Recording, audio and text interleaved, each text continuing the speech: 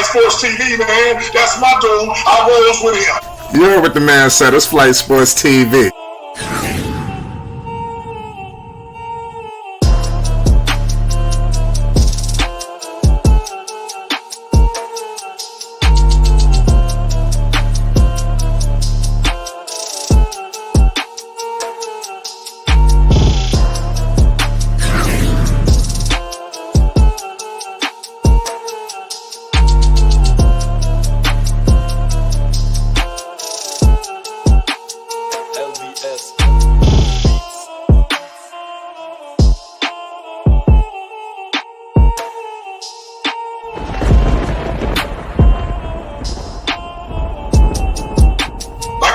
Flight Sports TV, that's where it's at.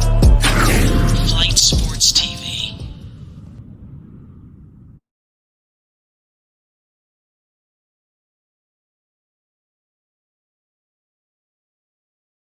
What's going on, people? It's Flight Sports TV. I appreciate y'all for checking with me, man. Y'all already know what it is. Shout out everybody that's in the game, in the chat right now. We already know we got live game coverage for the people right now. We got LaMelo Ball live, Hornets basketball. You already know what it is.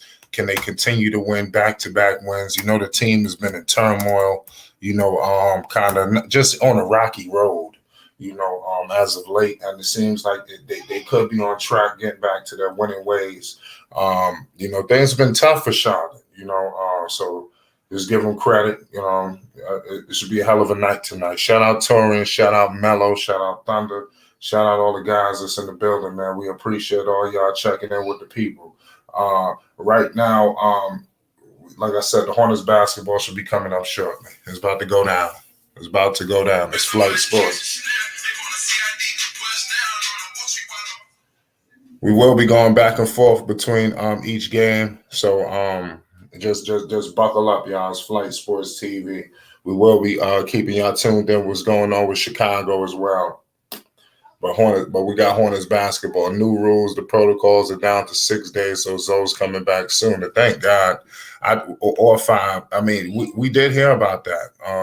The protocol getting switched up, but tonight I got the Hornets should be going up big tonight.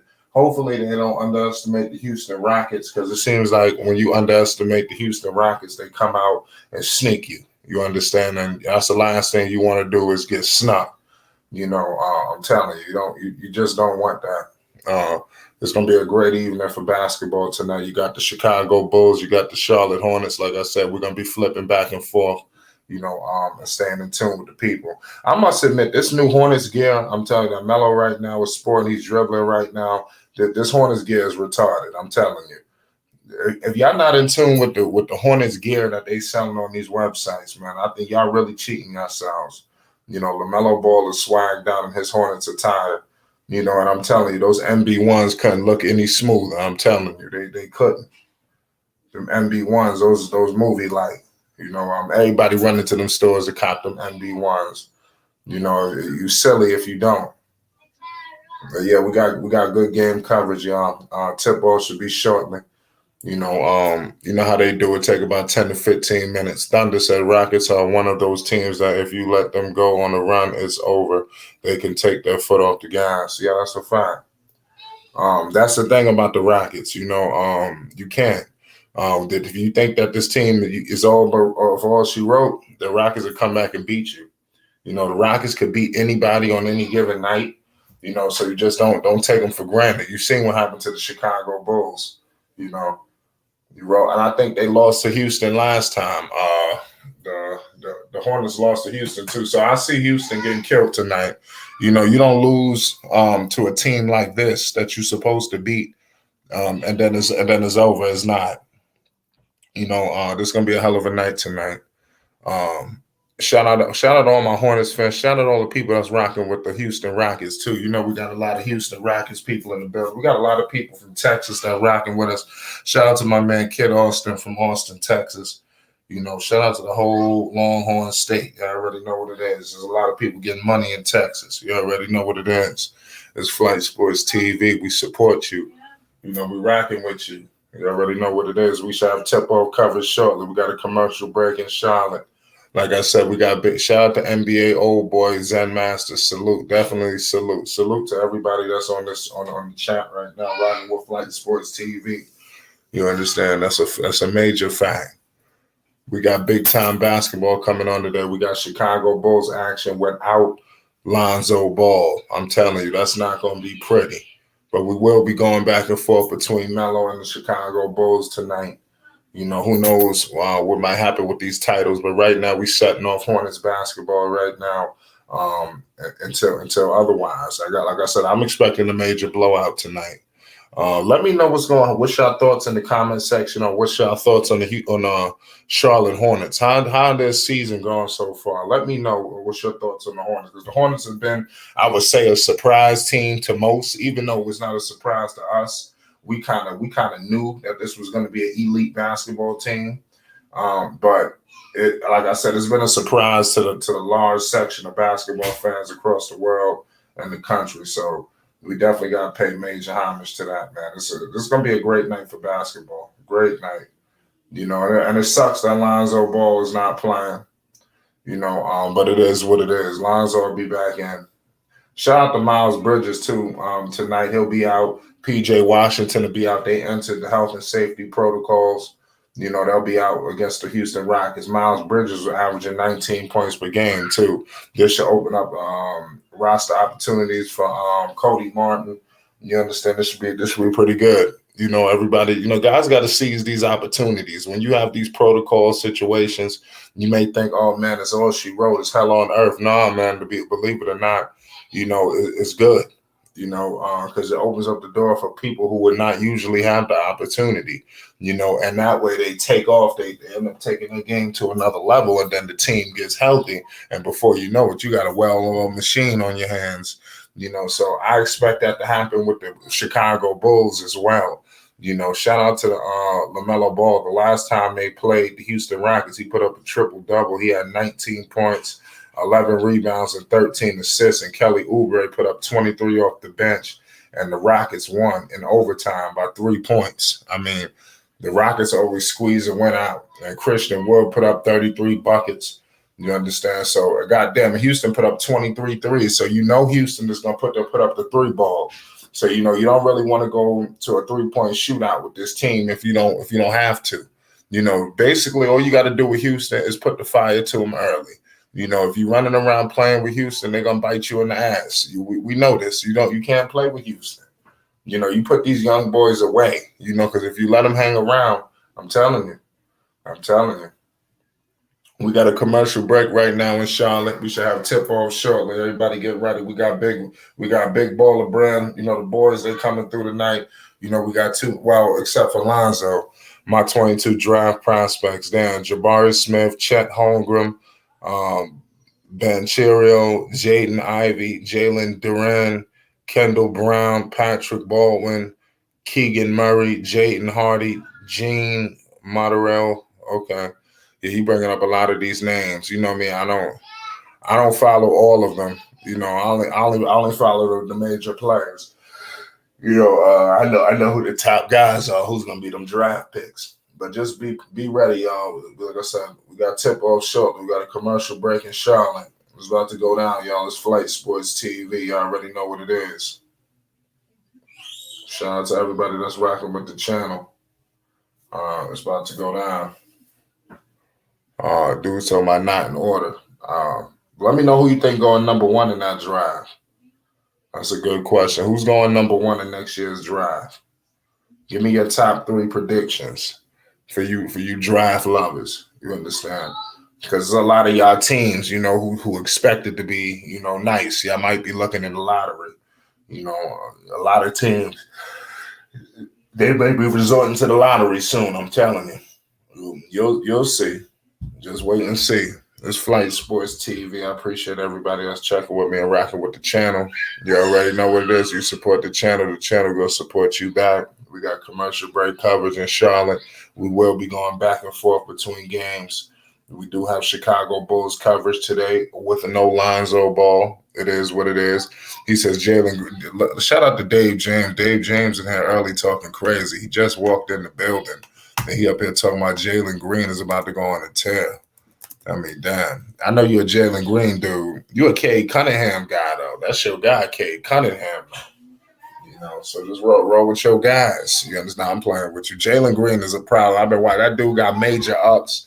I get concerned when dudes like him jump. He looked like he jumping with every fiber in his body. You understand? That's scary when I see young players doing that because it reminds me of Derrick Rose. Derrick Rose used to jump with everything, with every fiber in his life. Just for a dunk that wasn't even necessary. You could have just laid that in or just dunk it like regularly. These guys going up with reckless abandonment. I'm telling you, as years go on, that's not going to be the best. He about to start really killing. Yeah, definitely. He's getting healthy. He's a ball player, man. These dudes is real, man.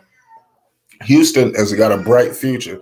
The Houston Rockets is going to be one of those teams that's going to be dominant in the next, I would say, 4 to 5 years from now. Like, that's going to be the team fighting, like, for the conference finals. They're a few years away. There's a laughing stock today, but 4 or 5 years from now, you might start to see it in another 2 or 3 years because they got their foundational building block in Jalen Green. They got my man Porter. You got Christian Wood. I don't know what they're going to do with him. I don't know if he even fits the timetable, but he should. And then whatever draft pick they get this team could potentially get the number 1 overall pick, ladies and gentlemen. If they get the number 1 overall pick, I mean, damn, look at all the talent that's been accumulated on this roster. Now they just have to build from within. So look out for Houston in the future. They will be that threat. That's why a lot of people, they just want to, you don't run from the rebuild. You see Portland playing with the rebuild. Rebuild your roster. You understand? Because look what Houston has done. Houston, they let go of everybody. They traded Chris Paul, they traded Harden, and they committed to the rebuild. And look how it's starting to look. You see it. You see the blueprint.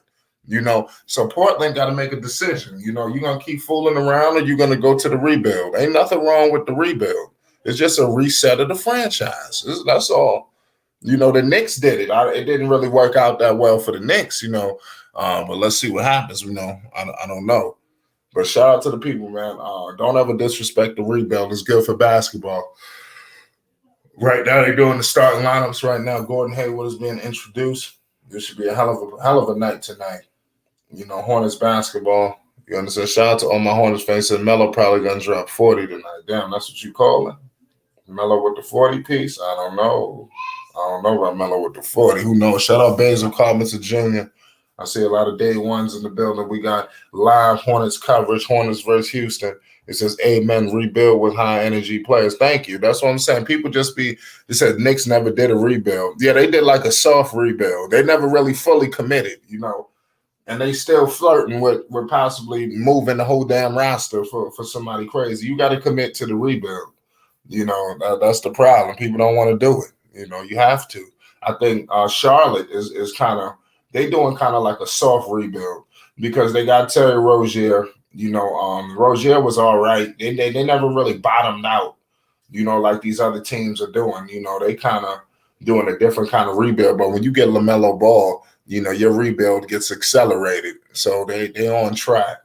The Knicks, they never drafted a player like LaMelo. They never got a Brandon Ingram or a player like that. My man R.J. Barrett is just not that guy. That's not to say R.J. is not a bad player, but he's not.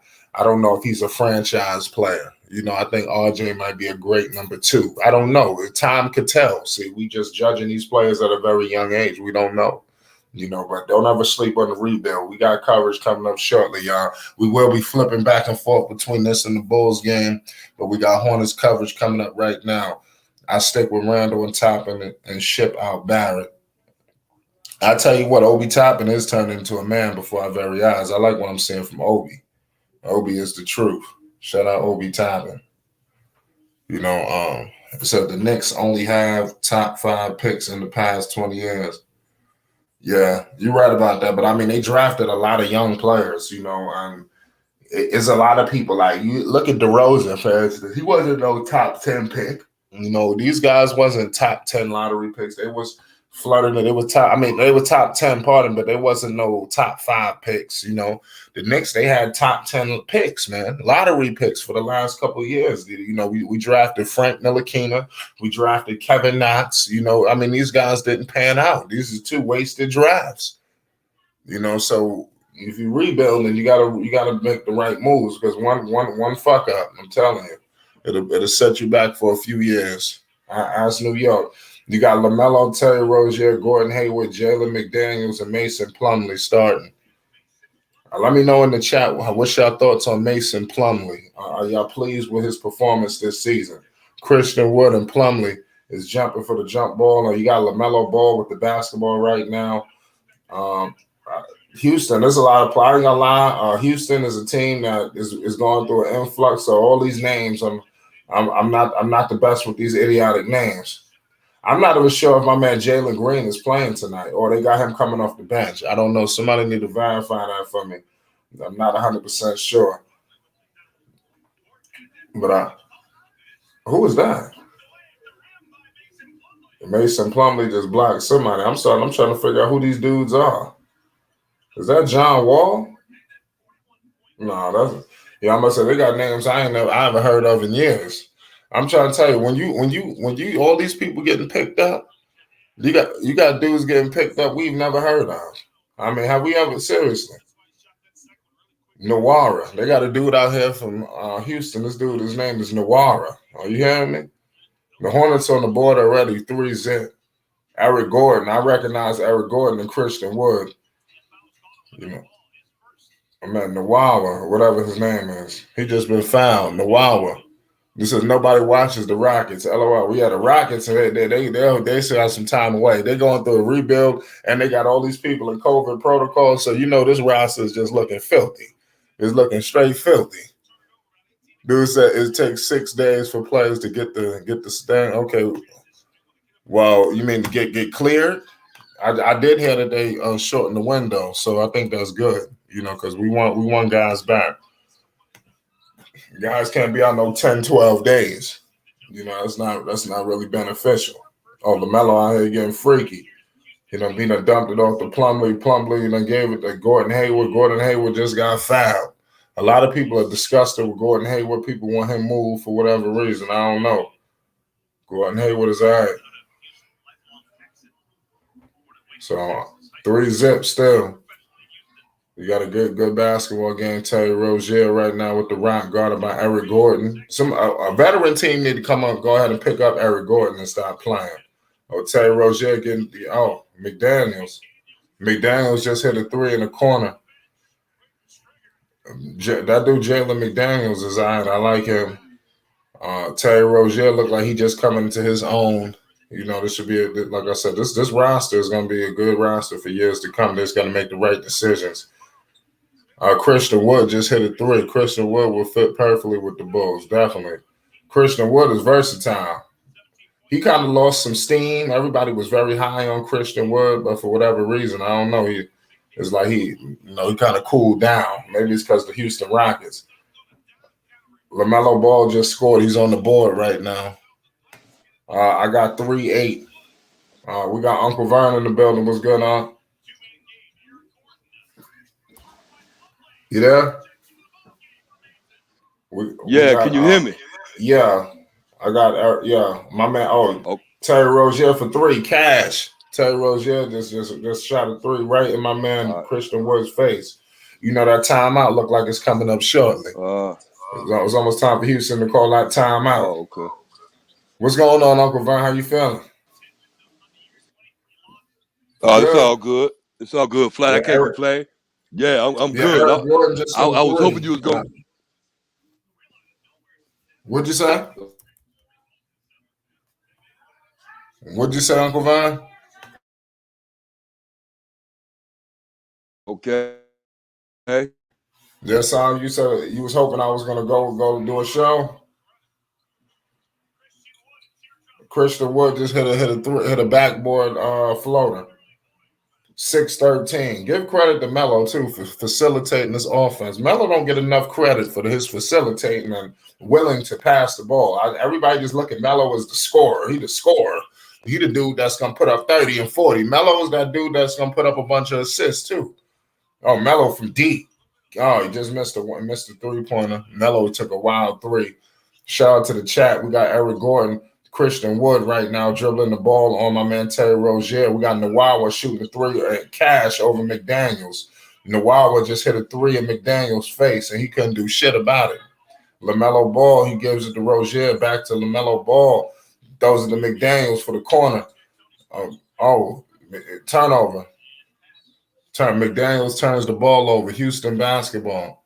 I got the Chicago game tonight. Yeah, definitely. We gonna do the Bulls game too. We doing 2 games in one.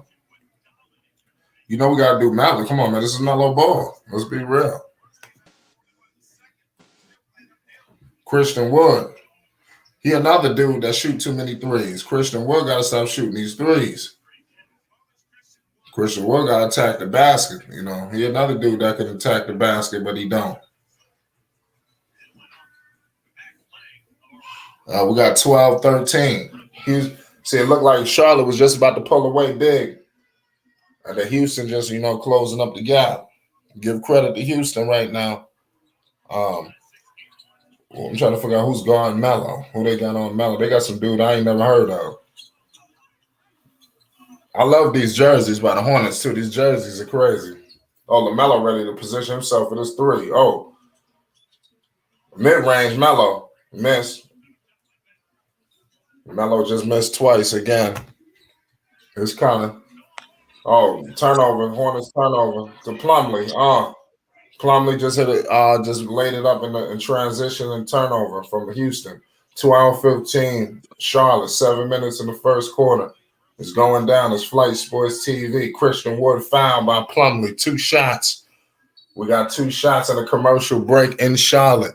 What's going on, Uncle Vern? Talk to the people. It's Flight Sports TV. Hey, sound good for Charlotte. How's LaMelo doing? How is he doing so far? I believe Melo only got 2 points right now. I believe it's 2. He 1 for 3, if I'm not mistaken. Okay, he missed a 3. Yeah, this is life. Game just getting started. They're just getting percolating. We got commercial break coverage in Charlotte, North Carolina, ladies and gentlemen. The Charlotte Hornets is looking to go back-to-back wins. You already know. Pardon me. It said Melo got 0 points. So I probably mistake that layup. That he just dished it off for an assist. I said Melo got 0. I got to double check that. I thought he scored. Yeah. Let me see. Now you're right. Melo got 0 points. I thought he scored that layup off the glass, but I think it was an assist. Mm-hmm. I got to make that with an assist. My fault. Pardon me. Melo do have 0 points. My man Gordon got 3. McDaniels got 7. He had 2 back-to-back threes. Plumlee is on the board and Rozier is on the board. So it's all good. When Melo start percolating, it's going to be all she wrote once Melo start going. Yeah. Yeah, but 12-15. I mean, give credit to this team to carry this lead with Melo not even scoring. I think that's the next evolution of the Charlotte Hornets.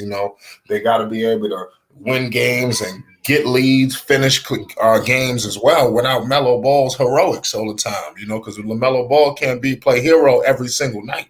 We got to apply that pressure to the building. What's the deal? It's Flight Sports. I can't call it, though. We got LaMelo Ball. We got Hornets coverage in the building. We got commercial break coverage in Charlotte, North Carolina. We will have coverage coming back to you in seconds. Talk to us. Apply that pressure. Yo, what's up? It's Migo. I'm looking for LaMelo to solidify his all-star spot this game. That last game he got benched. Wasn't looking too good. I think this is his opportunity right here. He don't got to do too much besides doing what he's been doing all season and just play good basketball. And I really want to see him get that second-year all-star book. All right. You said that second-year all-star? Yeah, so getting that all-star in his second year, I think that would be legendary, starting off his career. Right. Yeah, that would be legendary. It said, I need Bulls. LOL. Now we got shout out to Eddie Rubio. We doing Bulls. We doing everything. We doing whatever the game is popping. That's what we doing. There's no Lonzo playing. There ain't no Lonzo not playing tonight. You understand? I'm not a Bulls fan. You understand? I'm a Knicks fan. Stop playing with me. We need Knicks, goddammit. Or make me bring out this orange and blue. I will oversaturate this motherfucker. Stop playing. Yeah. Tell him, Flight. Yes. Lonzo not playing. Shit, I'm going. We watching Melo. Yeah, that's interesting. The NBA did say that as long as the player gets vaxxed, they're willing to cut that time down to 6 days. So we'll see what Zoe's decision is on that vaccine.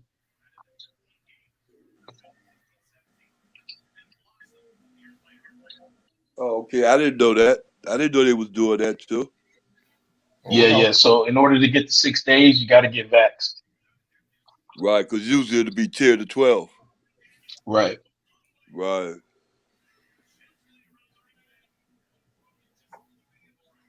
All right. So we got the game back on. Christian Yeah, Wood at I got 13-17 right now. 13-7. Oh, some fumbling going on. Oh, damn. Christian Wood just banged it. 15-17 right now. Charlotte. LaMelo Ball, he coming down the lane. Oh, he crossover pass it to Plumlee. The ball is moving pretty fast. They give it to McDaniels. Screen and roll with McDaniels to the paint. Oh, missed it. He missed it. He missed the damn layup. Shout out David Williams. What's going on with John Wall, though? They violating John Wall. They free John Wall, goddamn it. We gotta come to John Wall's defense. I know he's not a perennial Hall of Famer or whatever you might want to say, but John Wall was a superstar in this league at one point, and we are getting robbed right now. You know that this man is not playing. We're gonna have to come to John Wall's defense. They need to free John Wall, goddamn it.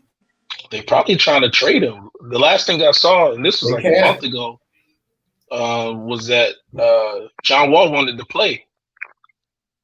Maybe they don't want him to get injured. They're using him for trade bait. Right. We got 13-17 right now. Ooh, look at that pass. Where you at? I'm at 5 minutes and 45 seconds. I was at 5:50. Okay, I'm about 5 seconds ahead. I got Melo. Oh, Melo just lost the ball. Turnover from Charlotte. Houston coming with the ball. What do you use? You use Game Pass? I'm on League Pass. Damn, because I'm always behind, man. Yeah, wow. I mean, it all depends on the Wi-Fi. It all depends on where I'm at. When I'm in my living room, I'm quick as hell. If I was streaming shit in my room, it's like y'all gonna have the upper hand on me. So I'm like, I gotta like, where am I? Oh, Michael Jordan is in the house too. Jordan is in the house. Lakers can. Oh, he got to show out. Let's go, Melo. You got to show out, man. Yeah, Michael in the house. I was about to say GOAT. One of the GOATs. So who's the other one? LeBron James. Wow. Yes, sir. Wow. How can you say that with a straight face? Now I'm playing. that John Wall is the truth. Hey, I mean, LeBron James is the truth. Hey, look here, I'm gonna tell you something, though. Look here, Flight. If I would be a LeBron James fan and go back and watch an hour of Michael Jordan mixtapes, boy, I'm telling you, Flight, he is insane, Flight. Michael Jordan is insane, Flight. Just go back and watch his mixtapes. Yeah, he is insane. It just makes it hard, man. When you're such a fan for one player, it just make it hard to love the other player. It's almost like you got to hate on the other guy because everybody loves him so much. So I'm going to just say it right now. We got two GOATs, man. Ain't no such thing as one GOAT, man. I hear you, young man. I hear you. Hornets have slowed down offensively, man. Right. They done tied it up. You cannot play with this team. You do not play with Houston because Houston will come back and bite you in the ass. And that's what's going on right now. It seems like they're losing their steam. You got to keep the fire to these boys. Well, I think what they need now is for LaMelo to be more aggressive. Basically. Because they didn't get much from him, but it's coming. It's Well, he was setting up the offense. Right. Oh, I just saw him tied up. I'm a little behind. Great shot from the corner.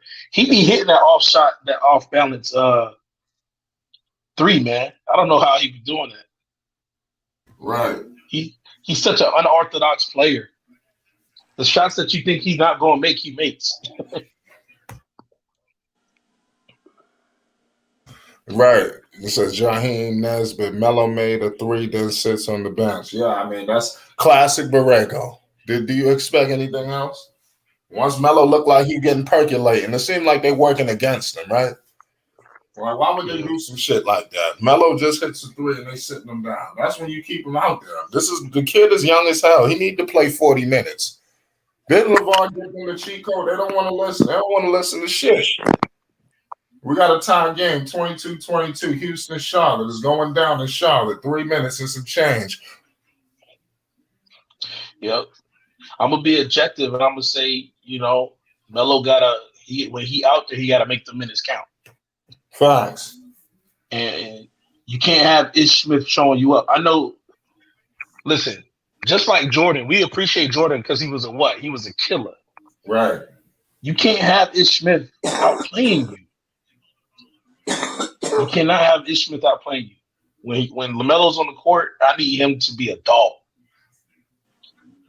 Shout out Rico. We got Hornets basketball in the building. Shout out to the BX New York. I already know what it is. Pay homage right now. We got Rico. Shout out Josh Jackson just coming through. Bad news, y'all. Lonzo's probably out until January 7th. Oh, damn. What the hell? Why that long? What the hell is going on? Where y'all getting this information from? Yeah, because unless he said, I'm not taking the vax, he has the opportunity to come back early. That's the latest information I've seen. Let me see if I can find something. Well, we don't know. Ain't no reports out on him yet. That's just what the NBA is saying. Ain't nothing on Lonzo yet. We got 24-22. They done sat Melo in Houston and took the lead. But Cody Martin just been fouled. 2 shots for Cody Martin. Charlotte is playing with fire right now, playing with Houston like this. You got to put them away early. Don't have them hanging around. You're going to give this team confidence, and then they're dangerous. You can't give the young team like this any confidence. You step on these dudes. I thought we was going to have Jalen Green today. I don't know what happened. It seemed like I said. And Houston, they got so many no-names. They got already a shitty team already. And now they got COVID protocol. I'm telling you, we got names out here I've never heard of a day in my life. Some G League boys, man. Yes. I mean, this is why. And they're getting the worst of the worst. What's up with Lance? Ain't Lance supposed to be out here? Lance went to Atlanta. Oh, Lance went to Atlanta. Yeah, okay. This is why I need somebody to give Jello a chance.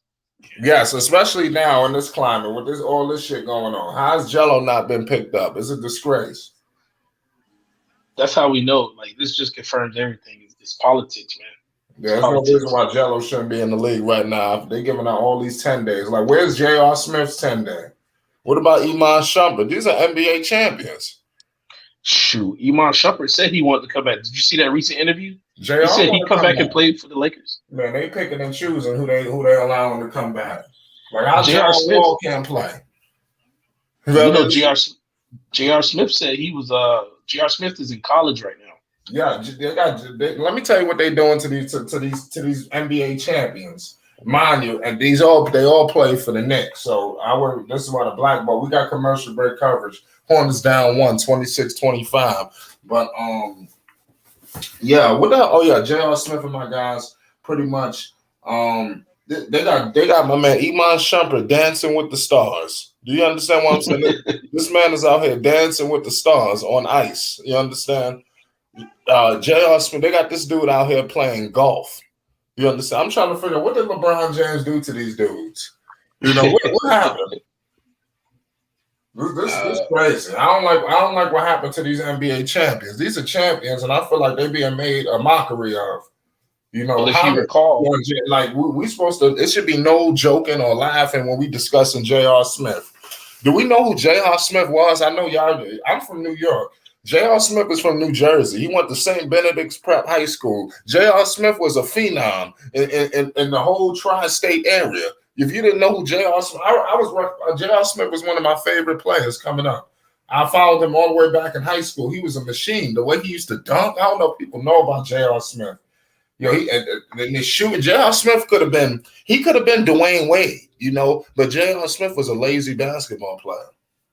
Yeah. There's no reason why J.R. Smith should have never been a Dwayne Wade.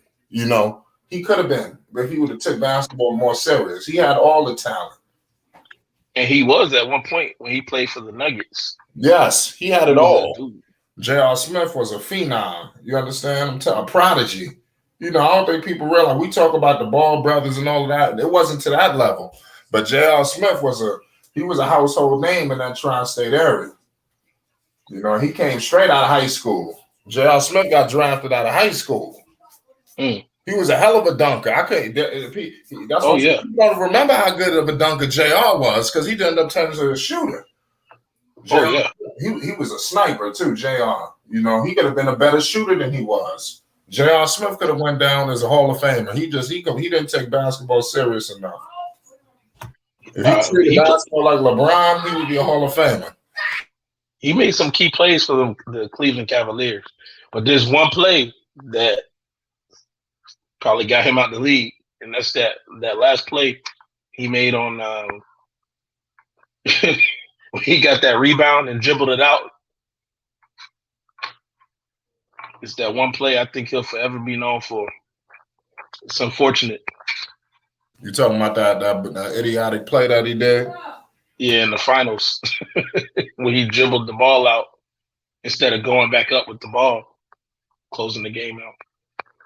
Yeah, that was everybody forget. He gonna act like he didn't know what the hell was going on. I think that's what made it even worse. He should have just owned up to it. He should have just owned up to it. He trying to act like he didn't know. He thought it was. I think that's what made it worse. Yeah, like just come out and admit to some shit. All the kids that's watching, you in caught red-handed with some shit. Don't come up with some bullshit. Just say, you know what, I messed up. My bad. It won't happen again.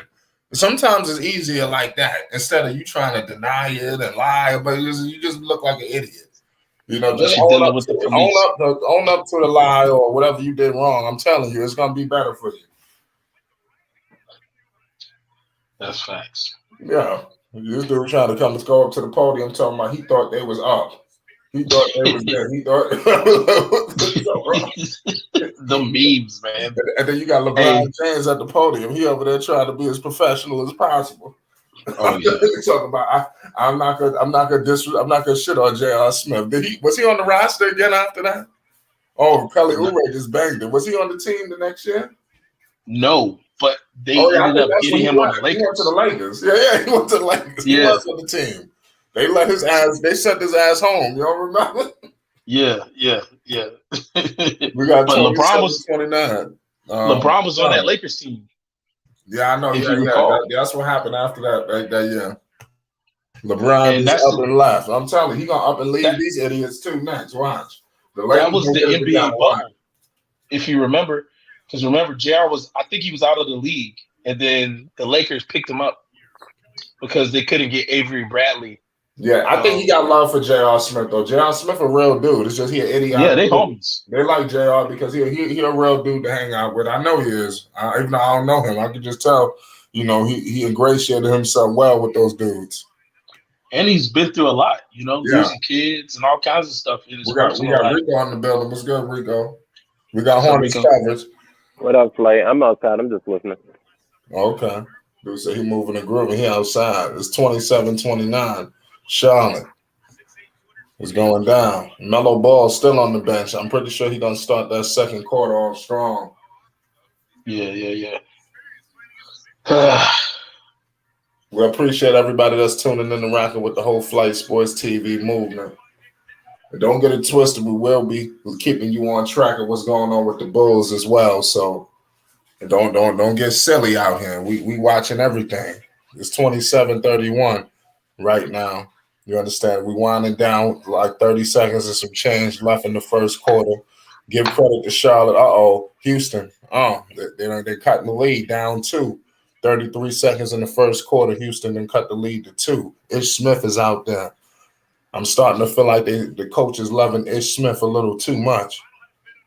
Oh, yeah. Something's going on with coach and Ish Smith. Ish Smith he's just a Band-Aid. He's not the fix. He's not the fix-all. Right. Yeah. This dude, Ish Smith, done played on all 30 teams in the league. every year, Ish Smith on the new team. But he all right, though. I'll be real. That's why a dude like him, he always going to get picked on. Kelly Oubre with a dunk at the buzzer. He is a good player. I'm not going to lie. Which one? I just don't need Ish. Yeah, Ish is a good player. He don't get enough credit. Shout out to Ish Smith. What kind of name is that, though? Ish. We try to bleep his name out. Ish. And Washington last year, when Washington was getting beat up in the playoffs, he was like almost like a damn leader for the team, like galvanizing the troops. So give credit to him. We got 29-33 Charlotte. You understand? Shout out to the chat. Shout out Kelly. Shout out Basil. You already know. Shout out Theo.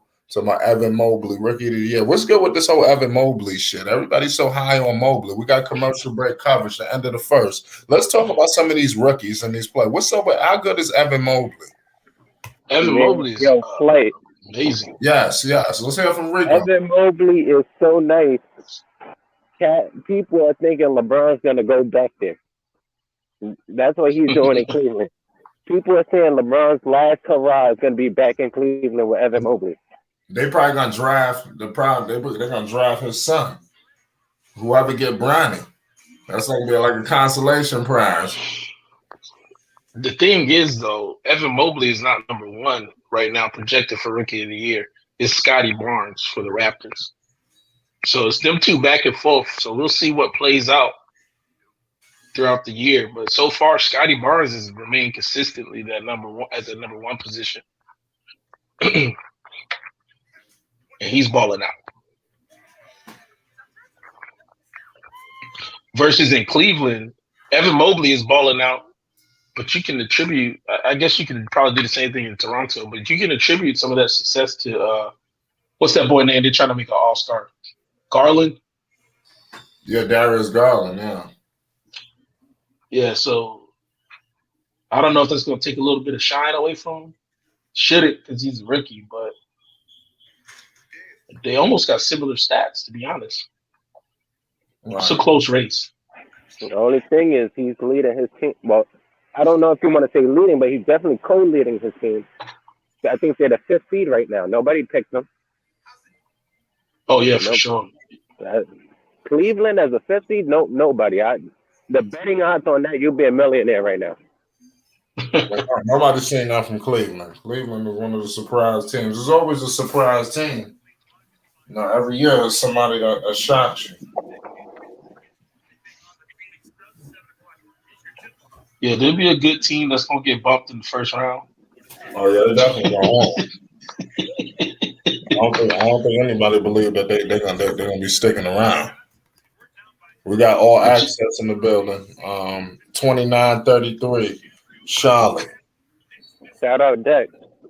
Shout out to Flight Sports TV, the Machine, the People's Champ, the voice of the voiceless. He's gonna give you what you need, and what you need, he's willing to give. Shout out to the chat, and we're gonna keep this thing moving.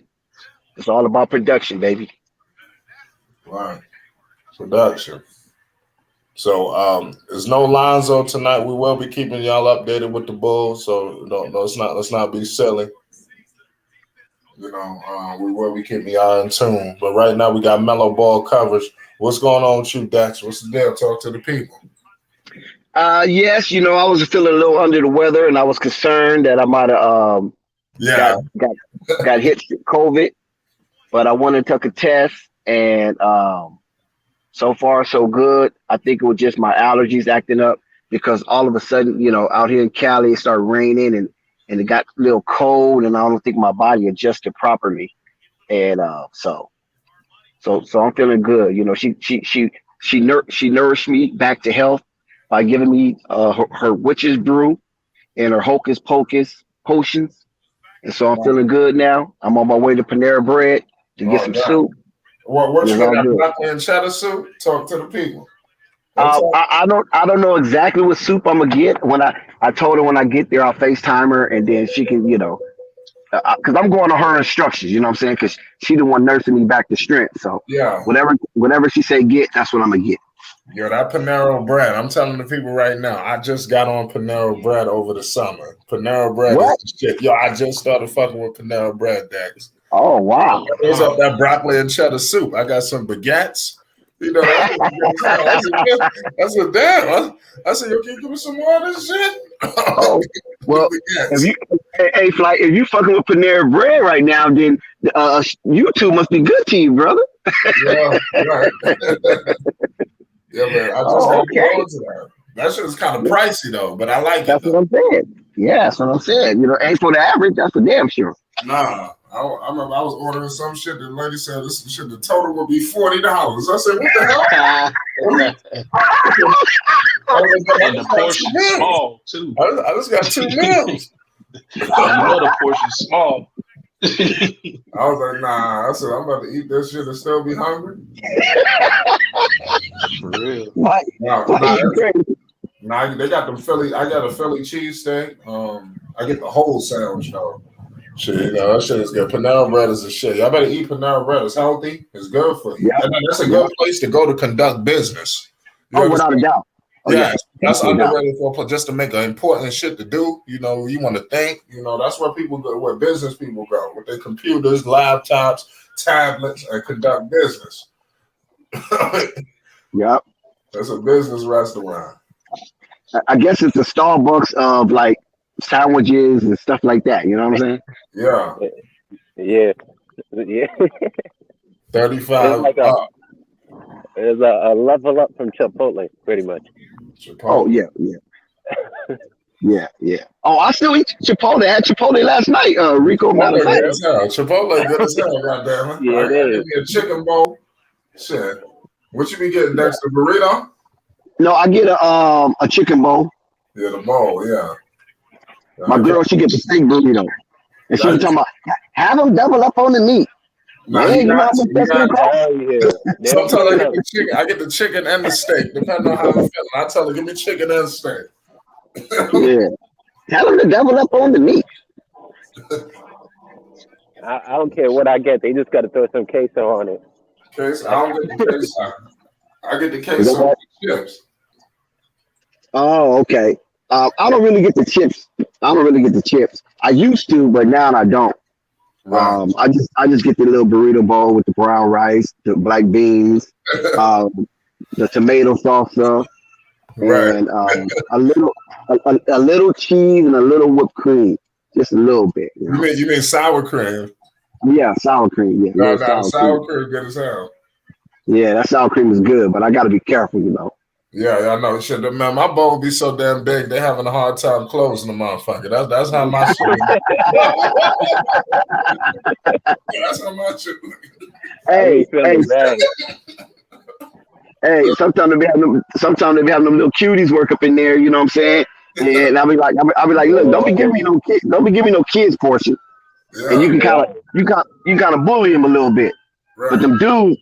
You can't bully them, but them little cuties, you can bully them a little bit. Like I'm a man, I need a man's portion. Yeah.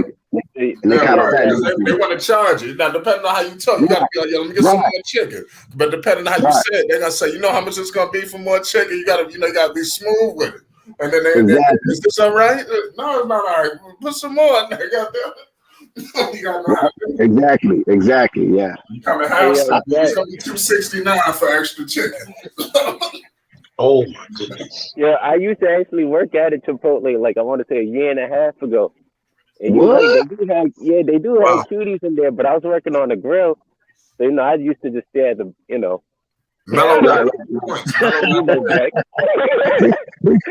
Rico out there perverting. Yeah, Rico's crazy. I was out there flipping the chicken, thinking about other shit. You know what I mean? Right. But Rico, I always give him compliments. I'll be like, "Oh man, you some little pretty little stuff, huh?" Come on, baby. I need a man's portion. Come on now. Yeah. They pile that shit up and be like, "Don't tell nobody." I'm like, "Nah, don't tell nobody." Yeah, that shit be crazy. If you don't put doggone LaMelo in this game, yeah, Melo. They got Melo sitting for a second. It's been 8 minutes. I would have thought for sure he would have been back in on the first. I don't know what's going on with Borrego. Well, everybody knows basically. Well, not everybody, but everybody with a decent mind knows what's going on. He wants to have his fingerprint on LaMelo's development.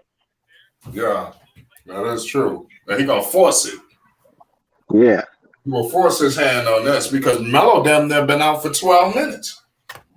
Yeah. He left the 4-minute and 30 mark. See, usually when that happened, they usually bring his ass in at the start of the first. When that happens, they didn't even do that. Wow.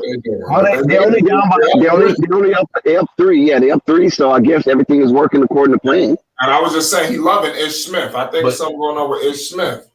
They was up by 7. That's his guy. Ish Smith is his guy, I think. Yeah, maybe I'm taking it too far. You riding the hot hand right now.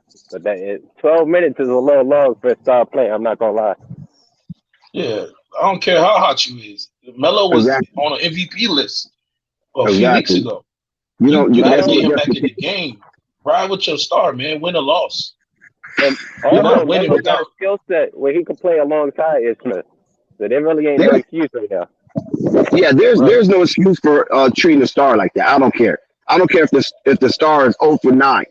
You don't sit him like that. Come on, man. You just don't do that. Because all you doing is freezing them out. Yeah, all this gonna backfire. Trust me, they got receipts on all this. And you know who at the game, Dex? Who's that? Big Joe. That's what I said. I was gonna say MJ at the game. Yep. Yeah. So they better be on their best behavior tonight. Well, one thing about MJ, he enjoys Melo games, so I don't understand that. You know, he's on record saying he enjoys watching Melo. He'll pay the price of admission to see him play. Now, I don't know if he's saying that because that's his high draft pick. I don't know, but that's what he basically said. So that was his stamp of approval from the MJ. Right. My thing is this right here, you guys. JB got a contract extension with a losing record. That don't sit well with me. Now, if you want to extend him for 1 year because he has a new team, you know, with the Gordon Hayward and LaMelo Ball, who came last year and helped formulate a new team. So coaching them full health for 1 year to see how and what direction he moves in, that's justifiable.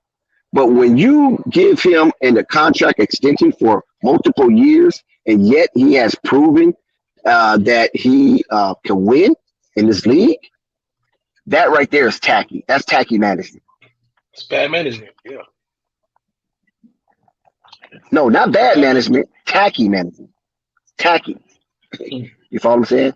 Because Jordan might be looking like this. Well, my team is not that good. We're really not going anywhere. So do I want to pay a lot of money for a high profile coach, or do I want to bring in a new coach to change direction of this team when I'm already familiar with James Borrego for the last 3 years and we have some type of understanding of where I want this team to go and what direction I want it to be in? So I won't call it bad because this what he probably actually wants.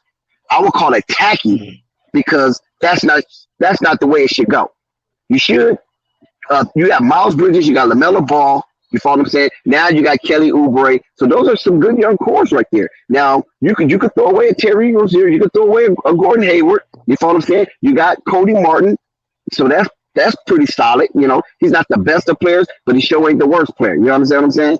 So you got a nice little floor something to do something with, and you can build around that by using that Terry Rozier money and using that Gordon Hayward money and get you somebody, because Melo can maintain that production of a Terry Rozier. Melo can maintain the production of a Gordon Hayward. You understand what I'm saying? Right.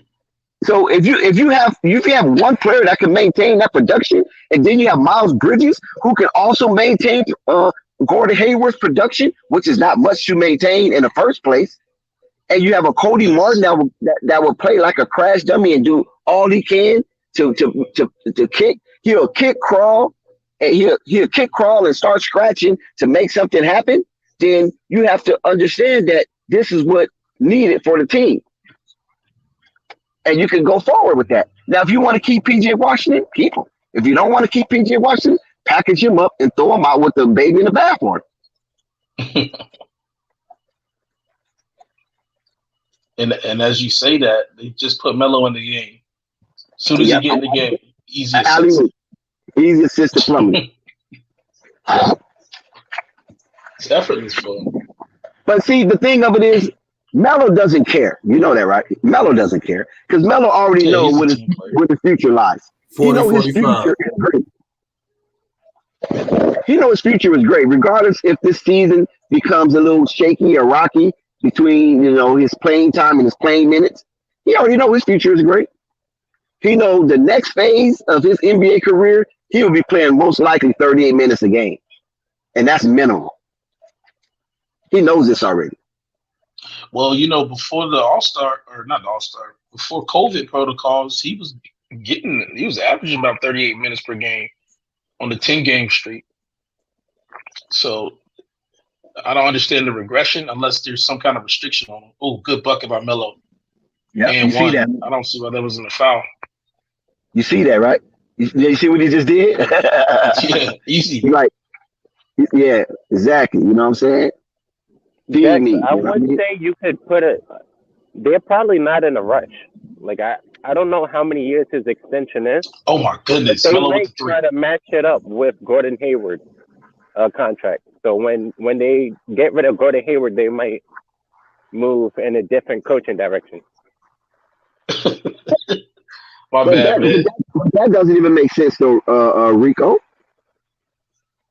Because the man hasn't proven he's a winning coach. At least Billy Donovan record? He's a winning coach. Right. Yes. No, I'm talking about James Borrego, not Billy Donovan. I know. That's what I'm using that as a comparison. Yeah. Because Billy Donovan had some, he had a pretty good team with OKC for a minute, and then they got kind of subpar. And then, Chris Paul came and, helped bring them back to relevancy. You know what I'm saying? And then he broke camp and went to Chicago, right? And Chicago was doing pretty decent with the scraps that he was dealing with. And then Zach LaVine, unfortunately, left out with COVID, and that was a wrap for that. Shout out Ball Facts too in the chat. Appreciate you. Flight Sports TV. You already know Melo cooking up. Y'all better pay heavy homage to Ball Facts right now and stop playing. Most definitely shout out to Ball Facts. He's very good for the culture, and he moved the content forward. He's not stale. He's always being progressive, and that's a shout out to him. Yeah. So Rico, the thing of it is that Billy Donovan worked with scraps, and he still was basically 1 or 2 games from the play-in, and that was with a new team. So that showed that Billy Donovan is pretty good as an X and O type of individual, and that's what you want to, and that's what you want to be trending in that direction, to show that a coach can take a little bit of nothing and make a whole lot of something. And now you see he has high quality players, especially 2 of them. One of them by surprise, and one of them we expected. Is that this guy, Billy Donovan, it's a real deal. Now, I understand sometimes we might be a little critical of Billy, and that is because the heavy laden ISO basketball that they run. But at the same time, Billy knows how to get out the freaking way. You understand what I'm saying? I agree. Whereas Borrego seems like he just have to have his hands on something. Dude, less is more. You heard of Jay-Z? He must have listened to Jay-Z, huh? My thing is, how certain coaches serve certain purposes. Maybe he doesn't fit the long-term plan. That's what I'm saying. Maybe he's the development coach. So who is he developing? Maybe a year or 2. Okay, who is he developing? Cody Martin? Devontae Graham? Terry Rozier? No, he ain't developing no Terry Rozier. Miles Bridges? Okay, you can give him Miles Bridges. That's a pretty good one, though. So you say Devontae Graham, Cody Martin, and Miles Bridges. I So think I mean, that's what earned him his position. oh, okay. But, I mean, those are pretty good development credentials. If you use those as your resume, if that's the case, you know what I mean. But what I'm saying is that he still hasn't proven that he won. I mean, he can win. I And can agree listen, with that. this is what I give Borrego. I will give Borrego the benefit of the doubt is that Melo got injured. Okay, when Melo got injured and then Gordon Hayward got injured, okay, that right there damn near took a lot of esteem from the team. So I will give him that right there. But then when we come into the new year, like this year, Rico, when we come into the new year, we don't see anything different. Like Yeah. you would think that, you know what I'm saying? We would see something different from his coaching style as far as the way he relates to his superstars.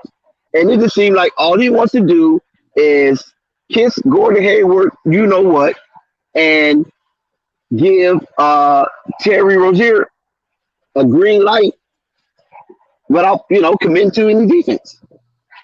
That's the part I don't like. As I Terry could hits agree with that that. 3-pointer. This 'Cause offense just looks so much better with Melo in the game. oh, without a doubt, it's fluid. Even the defense has picked up. Facts. It's fluidity. That's what it is with Melo's in the game. Fluidity, baby. Right. Wet like water. Ooh, Terry Rozier. I don't want to bring up the name Mark Jackson, but maybe that's the comparison or that's their game plan. Man, I'm You know, not giving him another shot. Yeah, but like that's what I'm But saying. why would Like, you extend him? but how long is his extension? I'm trying to figure that one 3 out. years? 3 Yeah, years? see, that's a development contract. But he already had 3 years prior to that? Yeah, So but that's 6 years? does that contract lines up with LaMelo's free agency? LaMelo's Like his free first agency. big contract?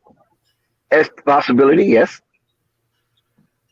It I mean, could you be. can look at it like that. But to me, I don't even see why would you do that. Like, that's not going to make Melo stay or go if they hire Borrego or fire Borrego. If you wanted that, then you would have did that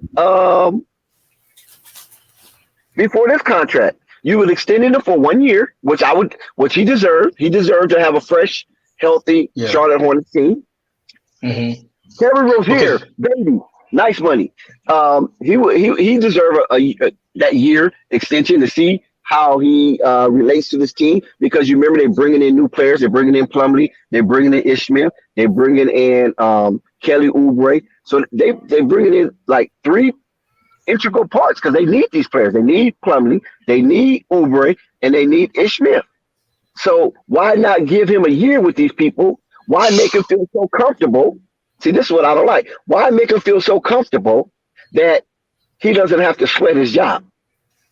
Or if he gets fired and they already know Michael Jordan and do not want to be playing somebody that's not, working for him. So why Michael's not going to just fire him and be having him still on the payroll. You understand what I'm saying?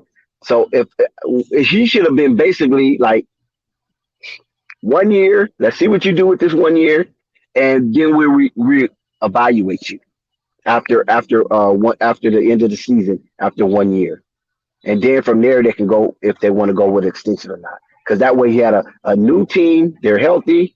They're from the core is familiar with him already, so their structure. You follow what I'm saying? But structure alone is not going to get the job done. Agreed. I don't think they see him as a developmental coach. I think they tried to get him before he got hot. If that makes sense. What I'll say about Borrego and probably the Jordan plan overall is from what you have in LaMelo, most likely what you're gonna go for in a coach isn't Borrego anyways. Like you said, you need a coach who's gonna get out of the way on offense, because all you really need is a defensive coordinator. Fisdale. For what that about team. Fisdale? Fisdale? Yeah. No. Fisdale has a nice scheme. I like the offense he ran between Mark Gasol and Mike Conley. But I I'll be Can honest he with you. get you to the I next watched level? him coach a couple of Laker games, and I wasn't seeing nothing except the Lakers again. Nothing new. Oh, he can't do nothing with that though. I mean, honestly, Yeah, nobody can do nothing with that. Like LeBron James said, no matter who's on the floor, the chemistry just not there. Basically, what LeBron said, these niggas stink, and they, you know, what I'm saying, we need to revamp this. That's and, exactly what he said, and yeah. that's exactly what they're exploring. How can a man sit there and say, no matter what we put out on the floor, we don't have chemistry? That means we need a blockbuster trade soon. Ooh, good move by Tony. I mean that trade Russell Westbrook take doesn't look all that crazy for some reason. I don't know why. No, and Russell Westbrook should welcome it. He should actually welcome it. Did you see his interview today? Yeah. What did he say? What did he say? He basically said he's getting tired of like what people are saying. He started to get frustrated.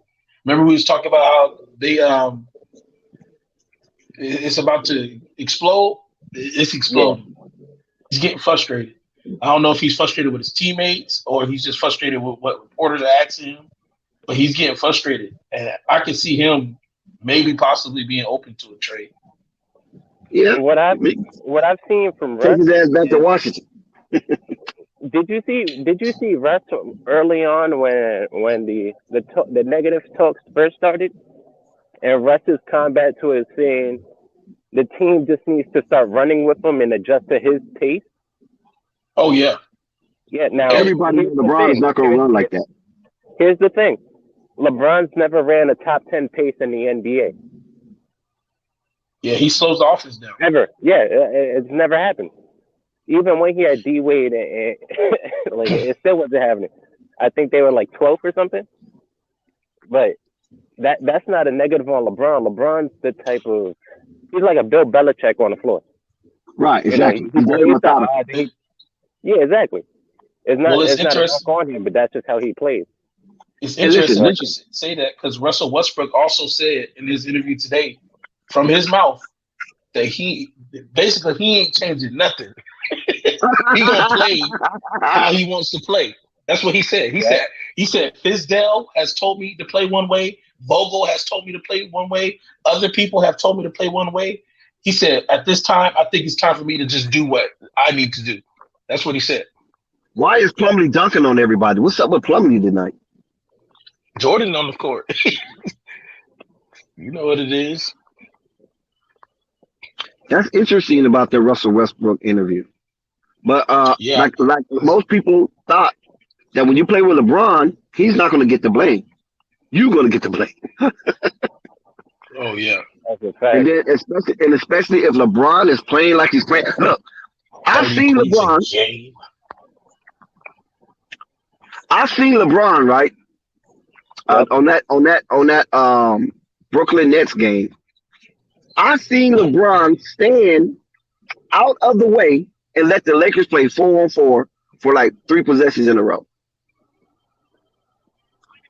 The man that was guarding LeBron was guarding him.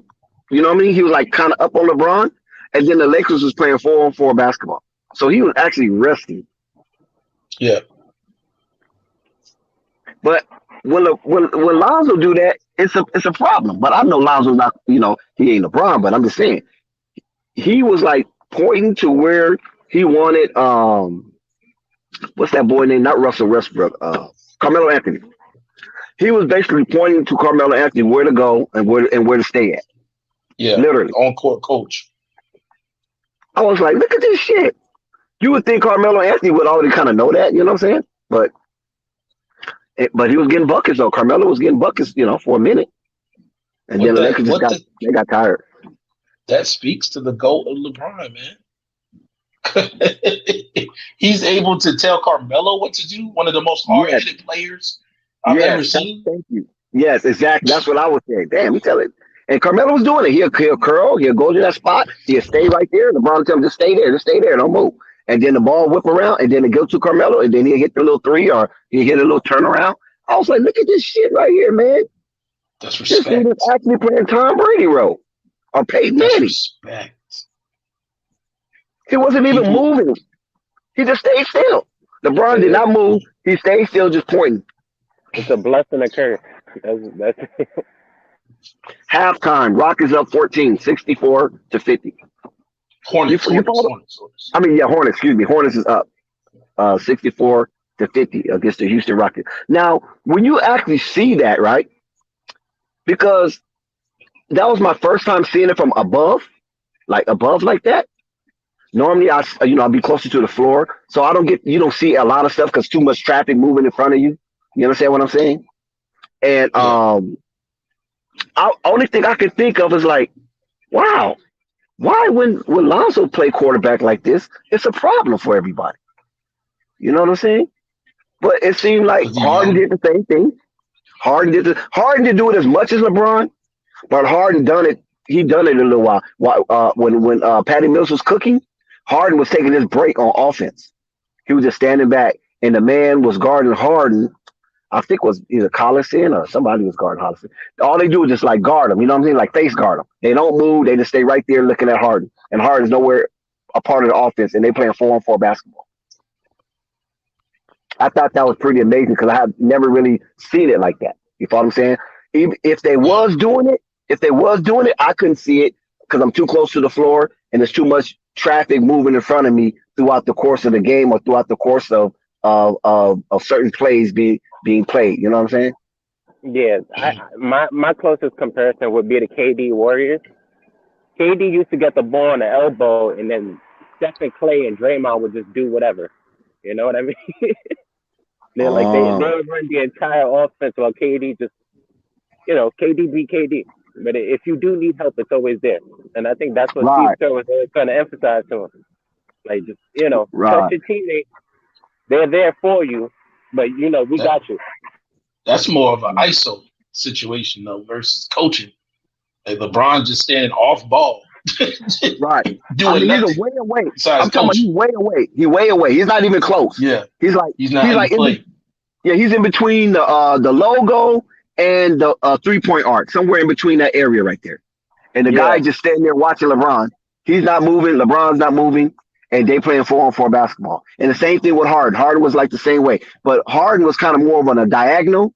LeBron could be like straight up. But Harden was kind of diagonal. You know what I'm saying? Away from the 3-point line, but kind of like at a diagonal to the goal. And he's directing from that perspective. I guess because he's left-handed. I don't know. You know what I'm saying? But he was diagonal where LeBron was kind of more straight up-ish. I was just about to say that. He's left-handed and he's always trying to go middle. Whereas LeBron is more of a left side driver. So he would be DeRozan. DeRozan hand up in his face. We was talking about this the other day. DeRozan don't matter. Anything in mid range goes.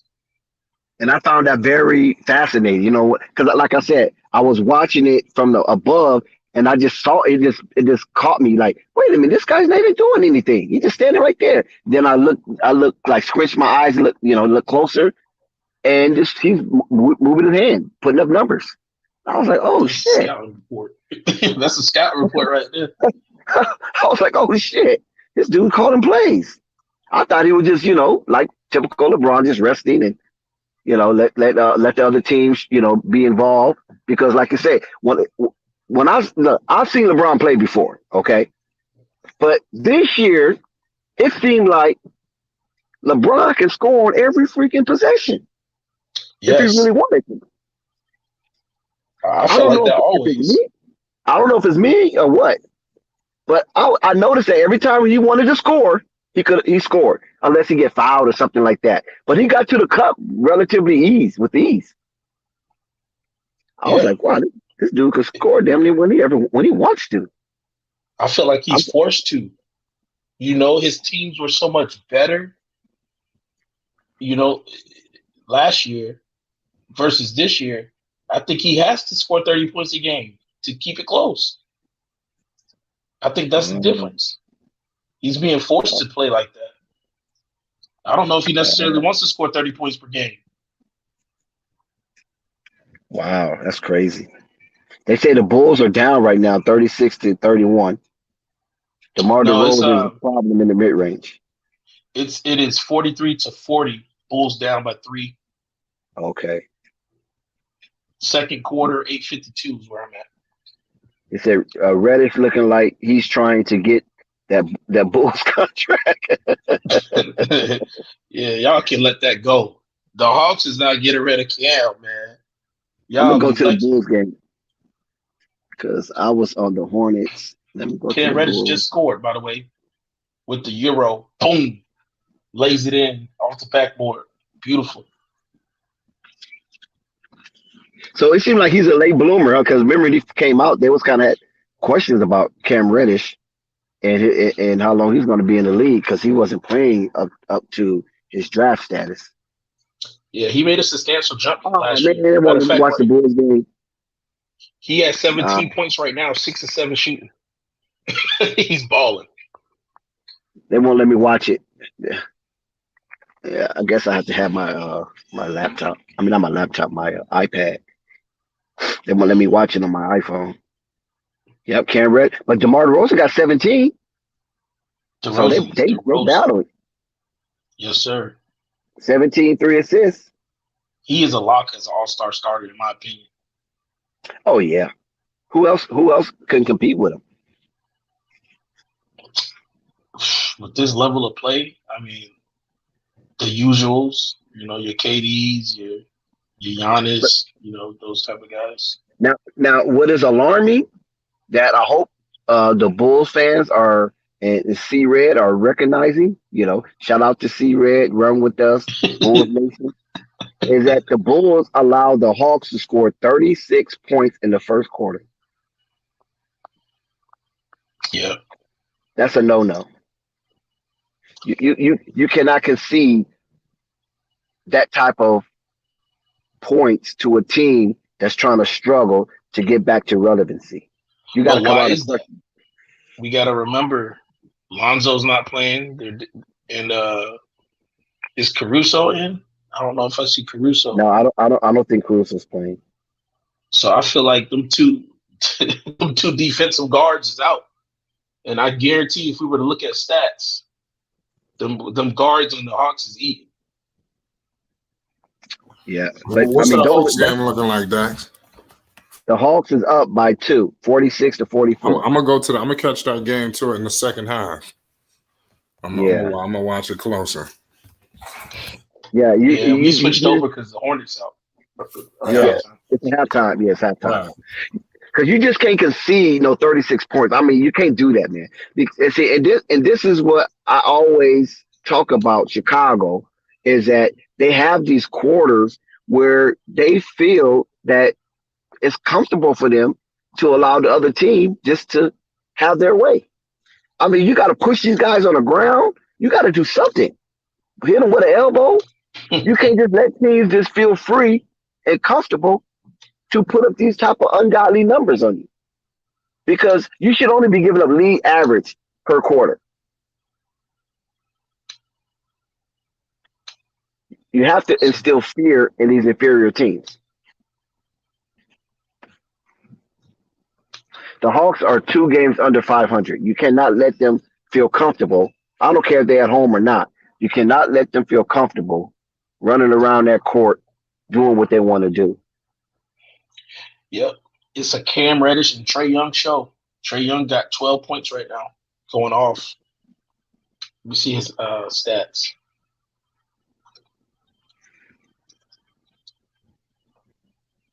Mm-hmm. He's 5 for 8 from the field. Yeah, So that don't happen with Lonzo and Caruso there. What's that with Collins? Is Collins in the health safety protocol? John Collins, let's see.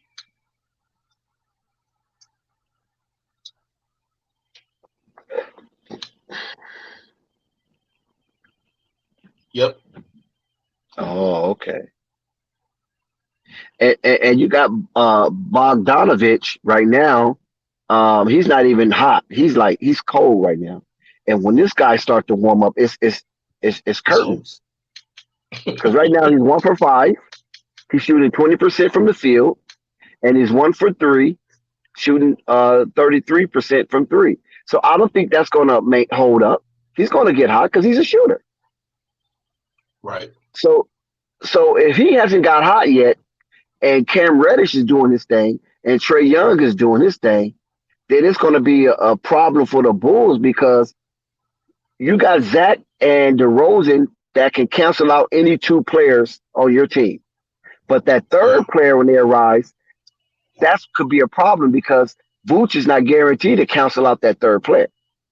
And right now, I don't think nobody on the Chicago Bulls is guaranteed to cancel out a third player. And that's including Kobe White as well as Vucevic. So that's a problem when you don't have Caruso and Lonzo Ball up there causing havoc and being disruptive to other teams' offense. Yep. I'll say this: Troy Brown is stepping his game up tonight. Got 7 points off the bench. I like how the Bulls' points are actually spreading out quite evenly. I don't think so. DeRozan was 17. I don't think that's too much. I'm saying more players are getting buckets as far as the Bulls go. Oh, okay. From top to bottom. Right. Okay, I feel you. But you know what? I'm noticing that Kobe White is really struggling at this point guard position. Yeah. I don't know if because he got 11 minutes and he's 0-0-0. Just right, like with -7. Oh, yeah, he's a -7 right now. So I think that's not what I know that's not his position. I know that he's a short two guard, but yeah, I mean he's not making that adjustment. So I'm wondering if they can have somebody. Who else can they put there? They're short-handed right now. Let me see. DeSumo? They got Mac McClung. Yeah, but he's not getting no playing time. But DeSumo, he got 8 minutes, 4 points. So is he the alternate point guard? I'm not 100% sure. He has to be, right? Because Matt Thomas got to be. Yeah, Matt Thomas got to be the shooting guard. It has to be AO.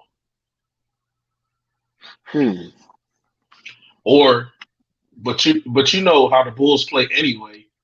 Right, yeah. Zach and DeRozan run point anyway. Exactly. So yeah. But I'm just amazed that White hasn't gotten that one bucket. And he hasn't got one attempt. He hasn't even attempted a shot. Oh yeah, he did. Attempted 3, huh? Yeah, he took a 3 like in the beginning of the game. Yeah, he took 2 threes.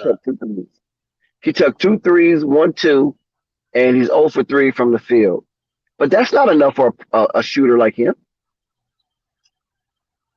Right now, Zach LaVine is shooting horrible. He's only shooting 26% from the field. That's horrendous. I'm quite sure that'll change. He's 2 for 3 for 3-pointers. Okay, so his 3 ballers. The Hawks are back up by 4 now. 50-46. Oh no, it's 51-46. Must have made a free throw or something. Yep. Oh, 51-48. Bulls just scored.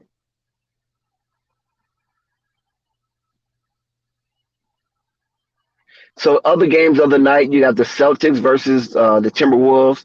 That game is in the first quarter, and the Celtics up 11-8. And of course, you know about the Rockets and the Hornets. Celtics are still a problem. Yeah, they one game under 500, so they're not out of the mix. They still very much in the mix. Look at the Timberwolves. They only 2 games under 500. Wow, that's an improvement. Yeah, they played really well this year. I'm pretty sure, if I'm not mistaken, they blew the Lakers out. Yes, and they got a better record than the Spurs. Would you imagine that? The Timberwolves have a better record than the Spurs? This must be Pop last year. I think Pop is done after this. Yeah, ever since Pop, his wife passed, he hasn't been the same to me. And they lost all their Hall of Famers. Yeah, Popovich got to go, man. But they're gonna do Popovich nice. They ain't just gonna send him out the door. He's been doing it 20 years.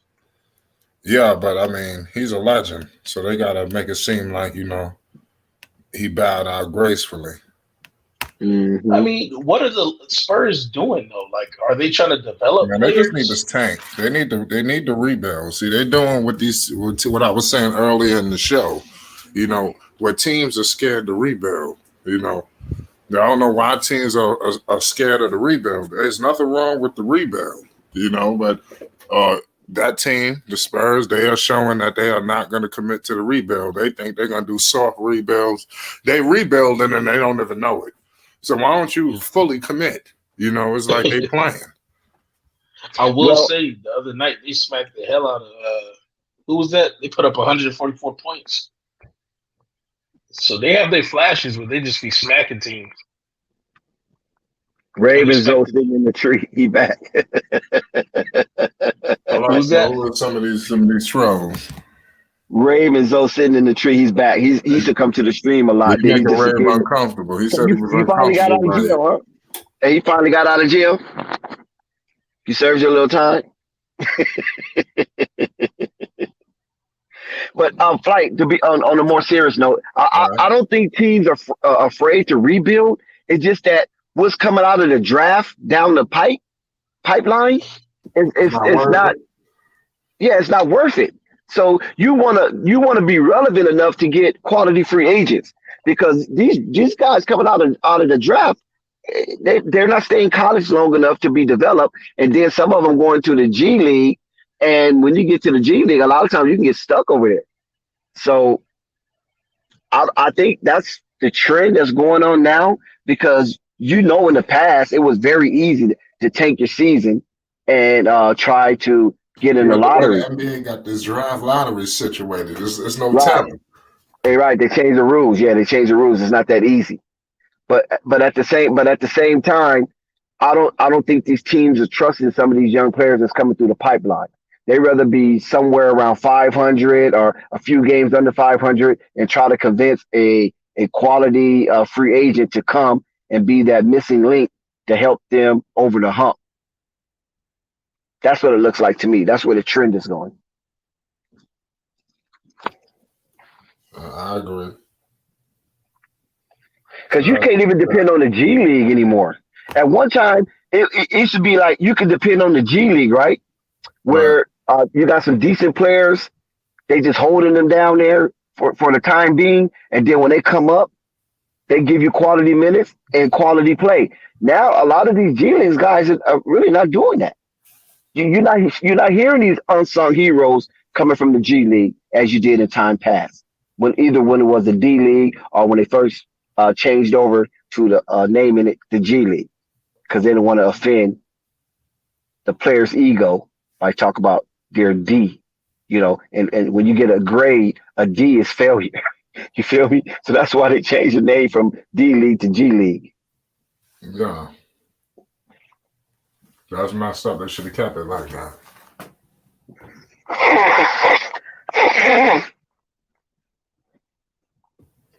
Should apply that pressure. You still here? Be back. We got Uncle Vern still in the building. Shout out everybody in the chat that's active right now. I see Foreign in the building. Yo. I see you. So where you from again? Apply that pressure? I'm from Georgia. But, Georgia. Okay. So you're a Hawks fan? I ain't gonna lie, man. I don't really follow the Hawks too much. Wow. I grew up watching the Hawks, but like with Joe Johnson and all the boys. Days. Yeah, but I really rock with LeBron ever since he got into the league. Joe Johnson more Lakers problem. The Bulls Joe Johnson, he back in the league. I don't know how. Yeah, sure did, huh? He plays for Celtics, right? Yeah, you have Lance Stevens, Joe Johnson. Who else that just came back? Isaiah Thomas. Yeah, they kicked Isaiah out on the Lakers. Oh, they did? Isaiah just too slow.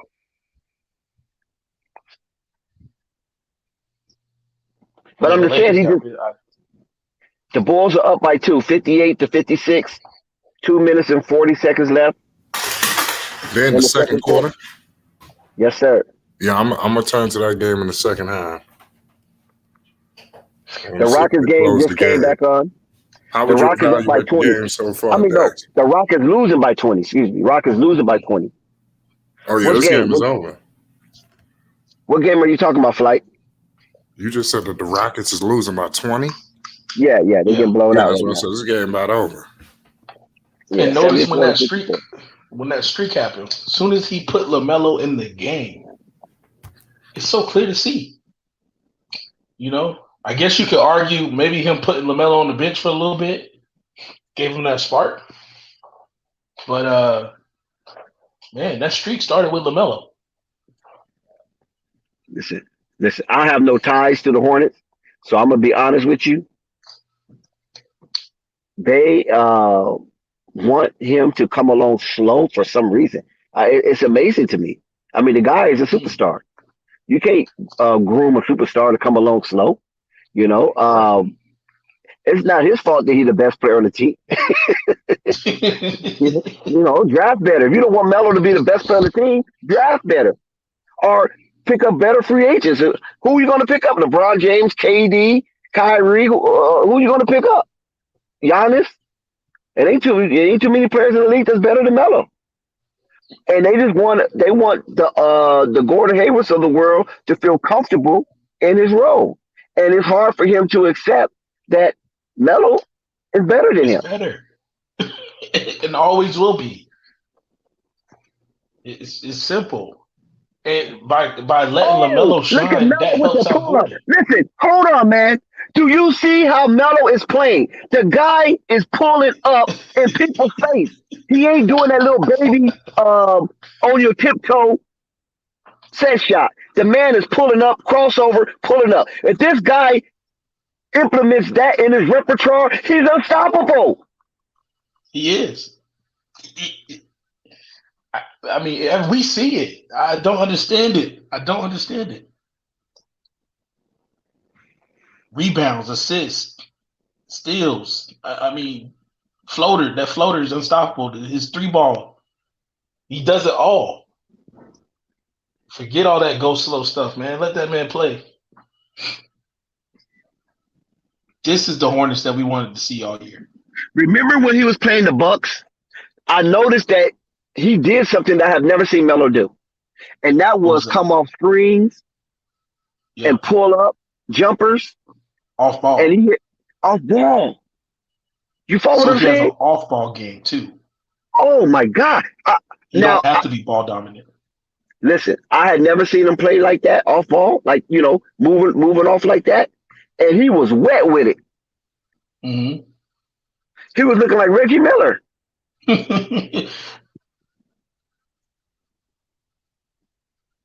I was like, look at this shit here, man.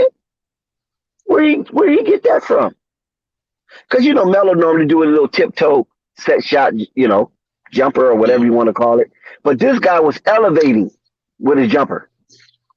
Coming off curls. Well, we got to remember, at one point, Melo, that's what he played. He played off ball when he had to play with Lonzo and Jello, and it was embedded in him. Yeah, but he wasn't coming off ball like that. You follow what I'm saying? I mean, he coming off hard. You know, normally Melo come off kind of smooth and methodical because he had that funny little shot. You follow what I'm saying? So he had to get his feet kind of already set. But he like moving like, I'm telling you, he's looking like Reggie Miller to me.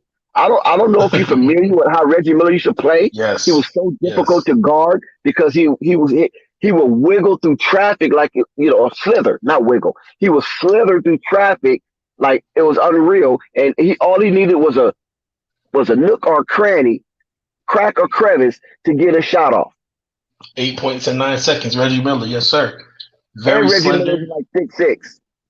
Was he like 6'6" or 6'7"? Yeah. That's why I said that. See, Stephen Curry, he's only like 6'3". He's short compared to those guys. Reggie Miller's height is 6'7".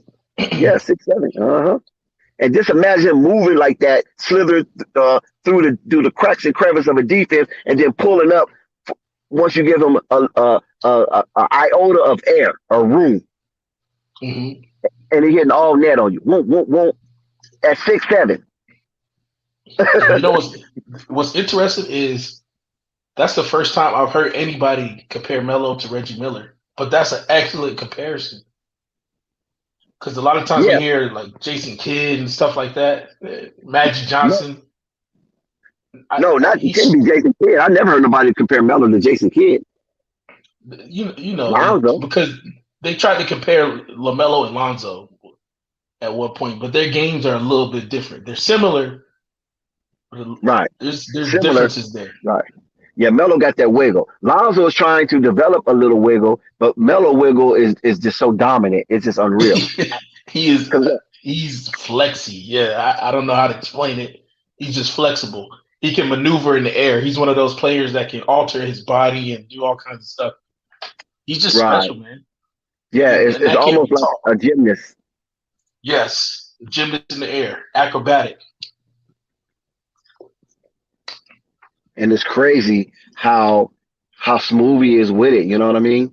It's not all rough or raggedy. It's just so fluid and smooth, and it just flows with its agility.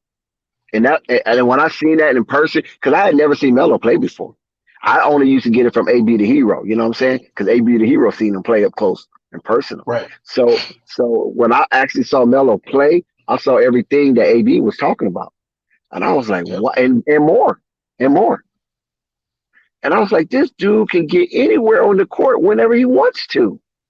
You That's saw him when he was unreal. on Charlotte. Yes, Charlotte. Yes, Yeah, that's why. Because AB saw him when he was what, JVA.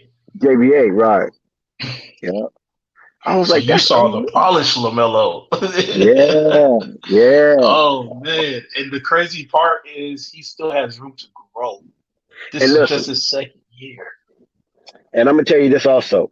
When I saw the way he dribbles that ball, he dribbles the ball faster than you think. Like same when I saw James Harden. I didn't realize Uh-huh. James Harden dribbled that ball that fast. Oh wow. Because James Harden moves slow. And Mhm. Melo kind of moves slow, but he moves faster than James Harden. Yeah. Luka Doncic moves slow, but Melo moves faster than him. But Melo's Mhm. slow. It's like he don't have a bone in his body. You know what I'm saying? His swiggle. That's why I call it swiggle, not just wiggle. It's swiggle. It's slick with the wiggle. You know what I mean?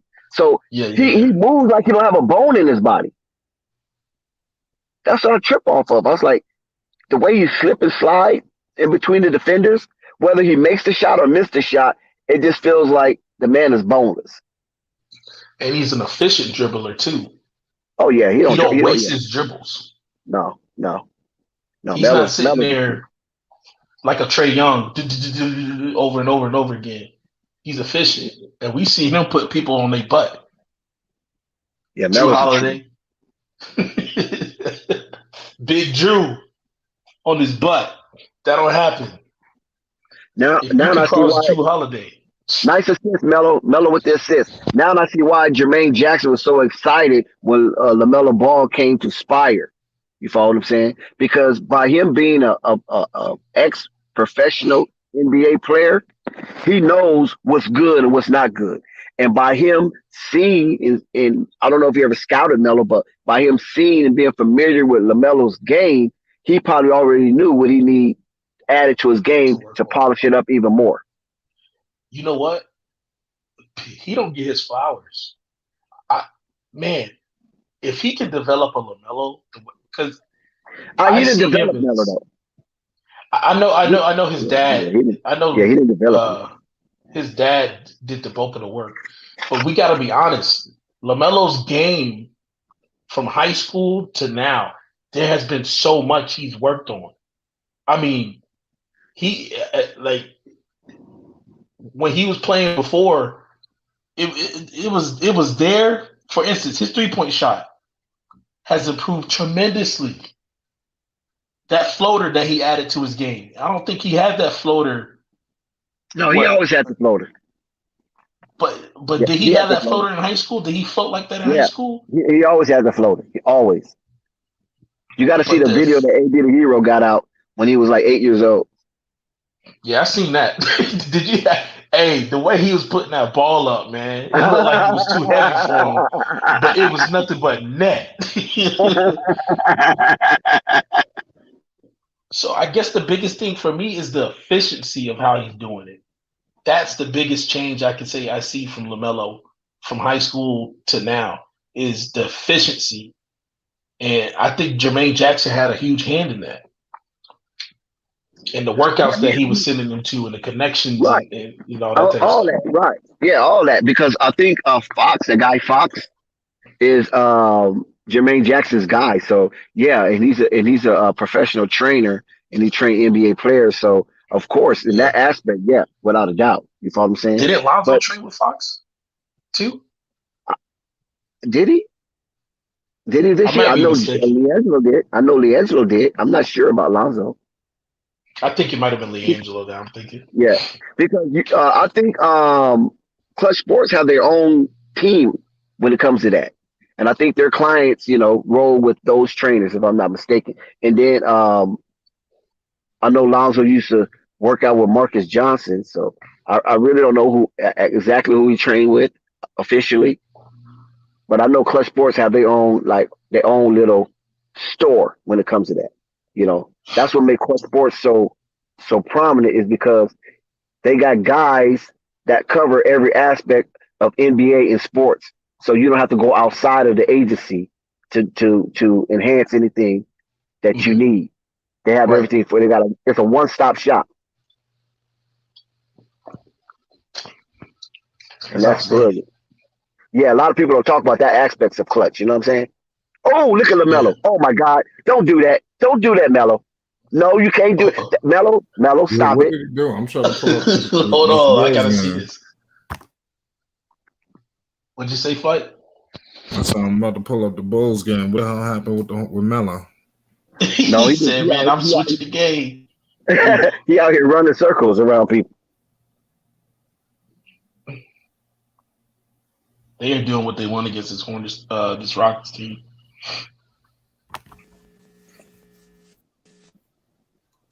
LaMelo with a steal. This Rockets team. LaMelo with a steal. We got Uncle Vernon here. What's the deal, huh?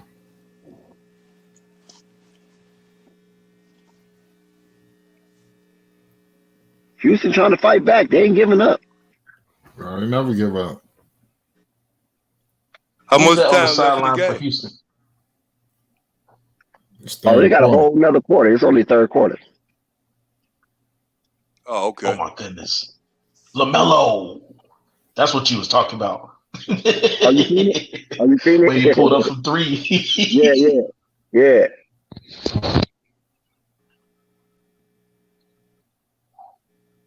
LaMelo is just talented, man. Shout out to the chat. Hey, it's like the Bulls playing already. Here we come. Oh, look at that pass. Look at that pass.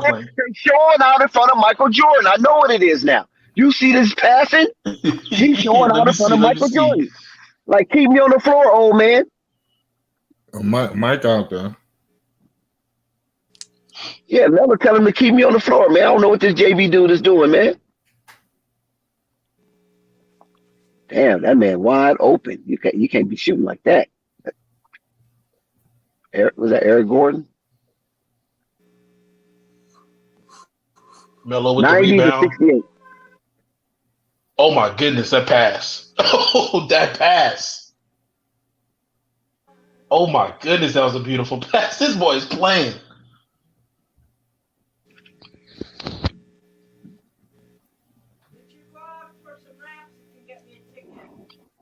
What kind of pass was that? How would you even describe that pass?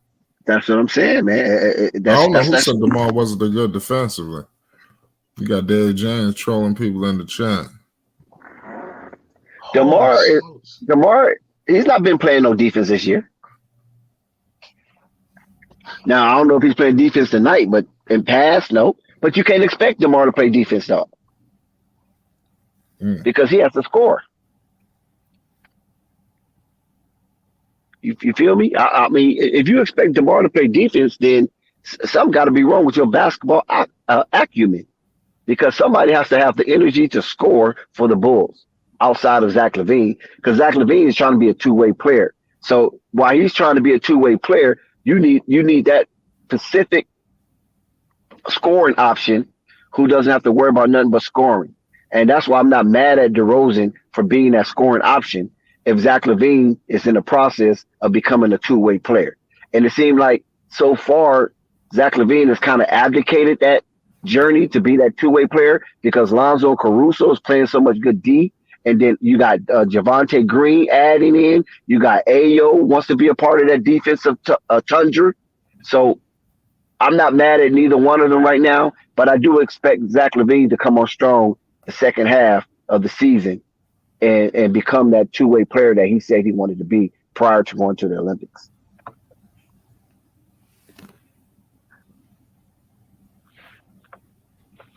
I agree. Kelly Oubre. LaMelo, I'm switching games. I like Ish Smith, Hornets, but I mean, Hornets up by 23.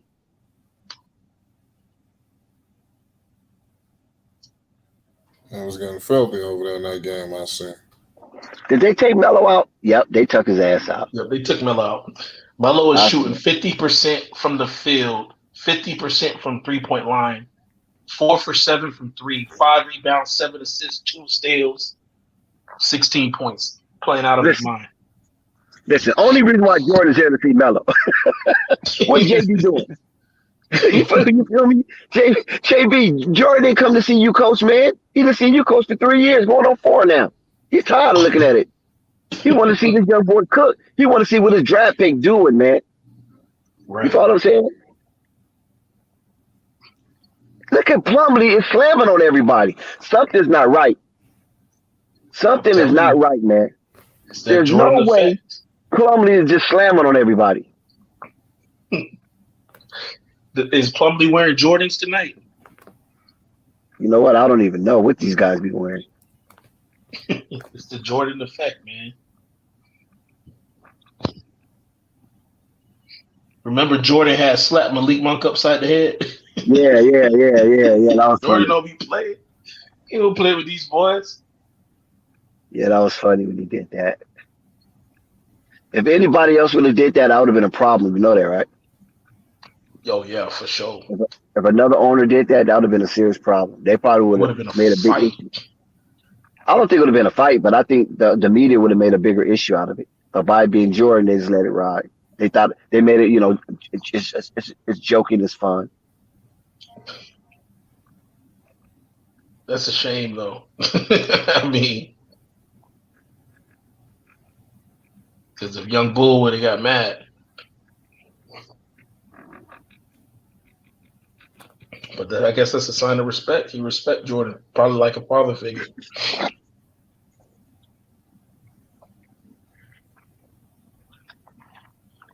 Yeah, so right now the score is 96-70. 40 seconds left till halftime. Ish Smith with the ball. Pass to Kelly Oubre. The ball is stolen from Kelly Oubre, and there's a foul on the breakaway. Kelly Oubre with the foul. And then you got halftime for the Bulls. It's 69-63. Bulls are up. James Borrego seemed a little irate of Kelly Oubre lazy play. Caused the turnover. Oh, a steal. A steal by Cody Martin. He's going to dribble the clock out for the last shot. You have Cody Martin, Ish Smith, Kelly Oubre, Terry Rozier on the court. And it looks like Miles Plumlee. They missed. Rebound, Rockets. Third quarter ends. 96-70. Charlotte Hornets. Melo's on the bench laughing, wiping his face with a towel, feeling good about himself. Jordan clapping his hands.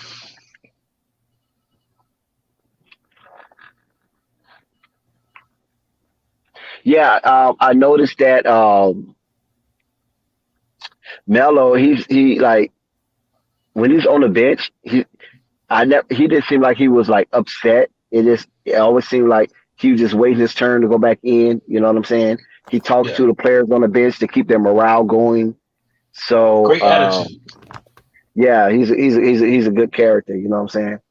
When I seen him play, him and Book Knight had a lot of conversation going. It was like him, Book Knight, and what's the other guy? Was it Nick Richards? Nick Richards. Yeah, they seemed like they had a lot of talking to do. Cody Martin also was talking to Melo, and I remember people used to always rack on Cody Martin, which was one of my favorite players from the Charlotte Hornets, and was basically not liking Cody because they thought Cody was showing shade towards LaMelo, which might have been the case. You know what I mean? Because hey, this guy's coming on strong. It's a possibility me or my brother will get cut because this guy's performing like crazy. You know what I'm saying? And it so happened that his brother got cut, Caleb. Thank God.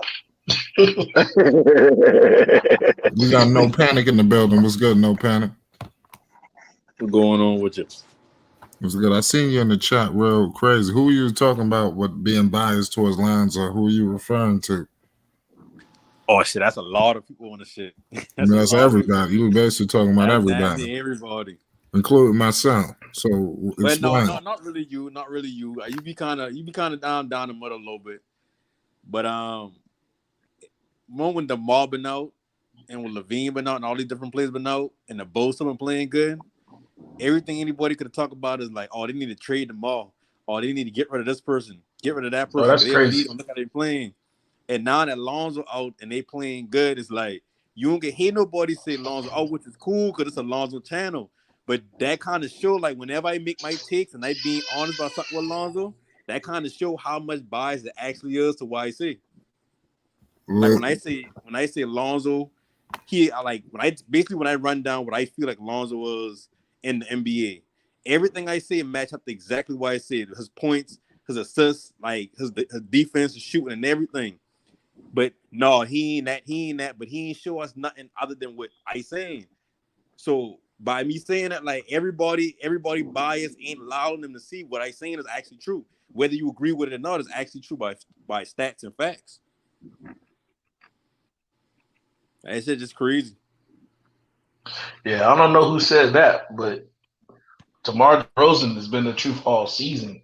Without DeMar, this team is not where they're at. Exactly. As we can see. Exactly. And that's why I disagree. I will say though, I was gonna say somebody wanted to take that.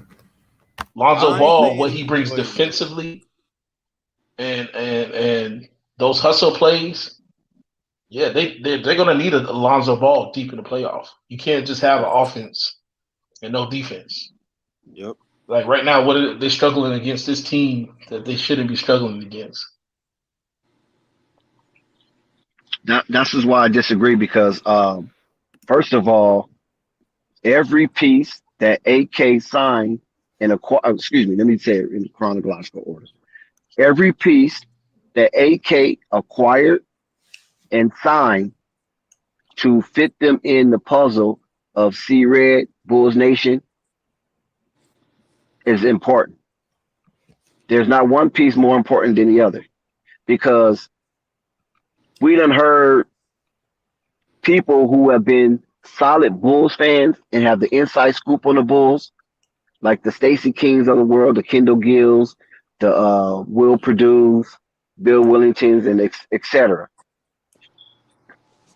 Always talk about, and they reiterate it oftenly, so you don't forget, because they know how people is like No Panic. They out there, and some of them out there real deep.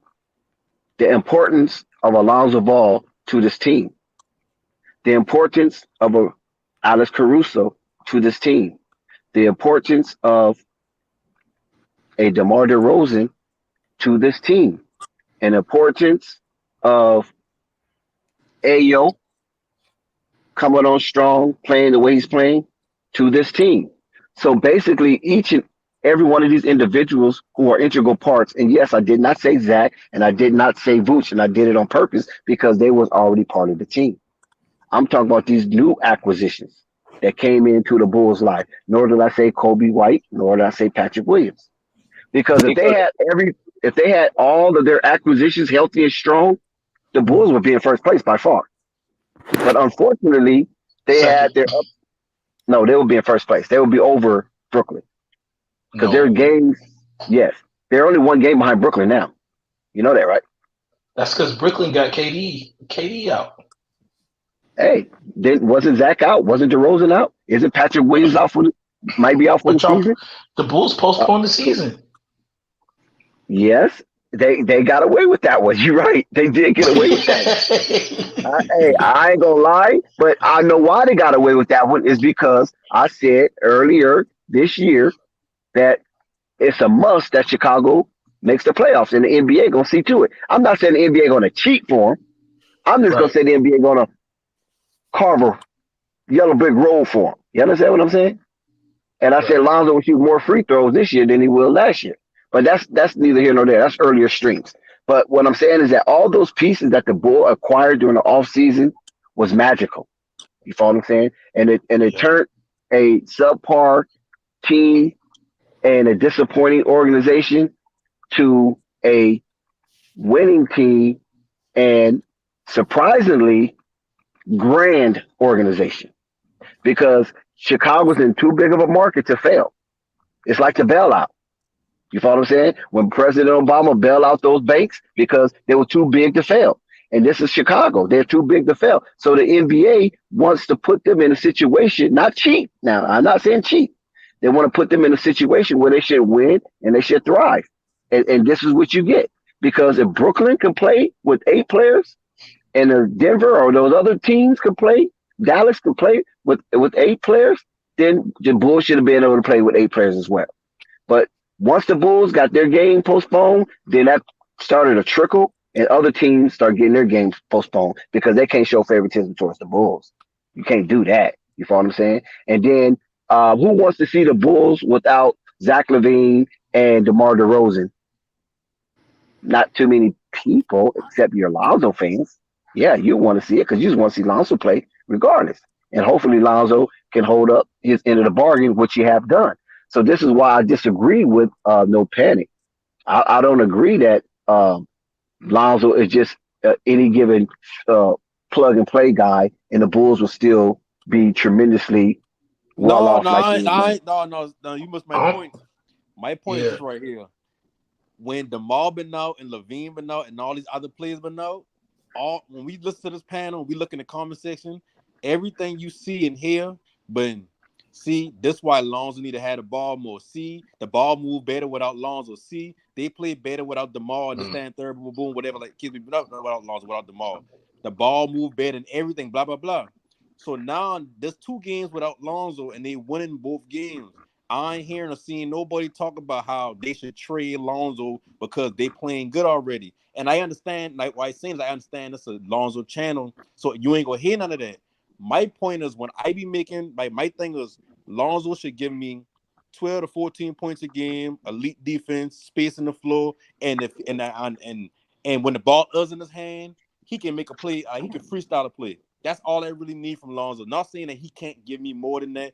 I just saying in this system with the Bulls and this team, that's what he's giving me right now. So when I see that and y'all say, no, that's a bad take and da-da-da, y'all got to realize that's just y'all bias towards Lonzo talking more so than y'all actually looking at the game.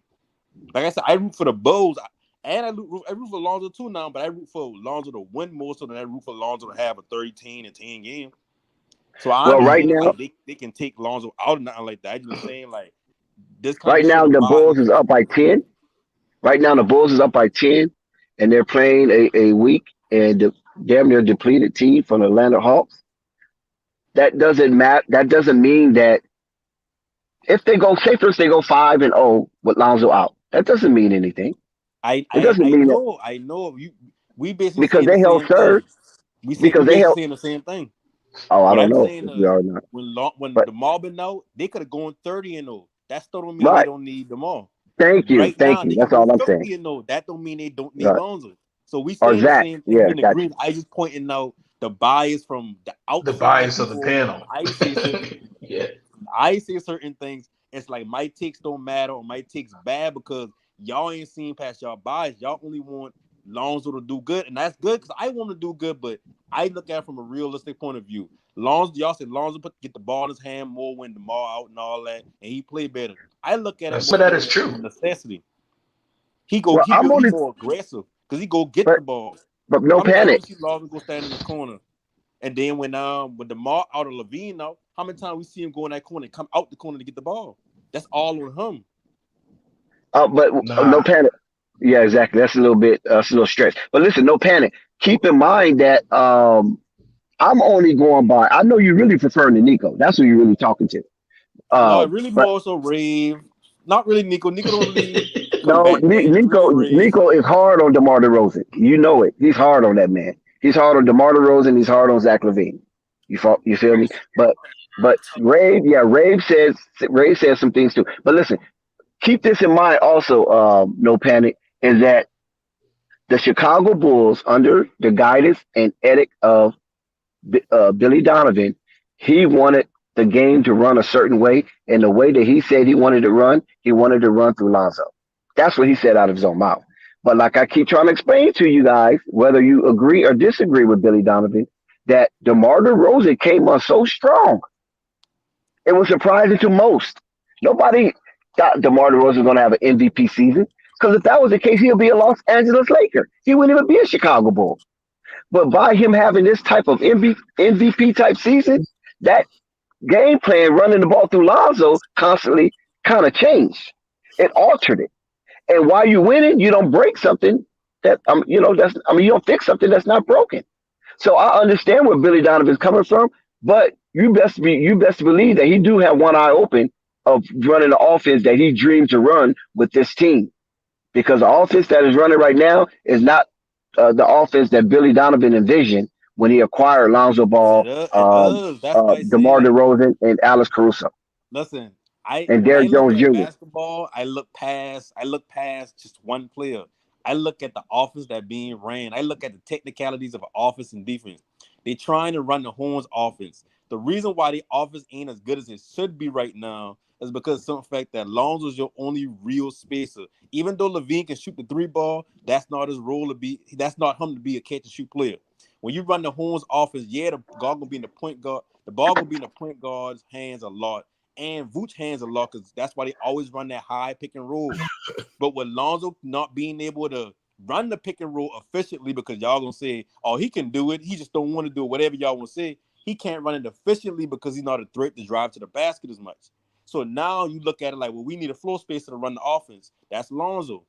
So when DeMar been out, y'all ain't see Lonzo done nothing different than he do any other night. The only difference is he came and got the ball rather than just stand around the whole time. That's not true. That's not true.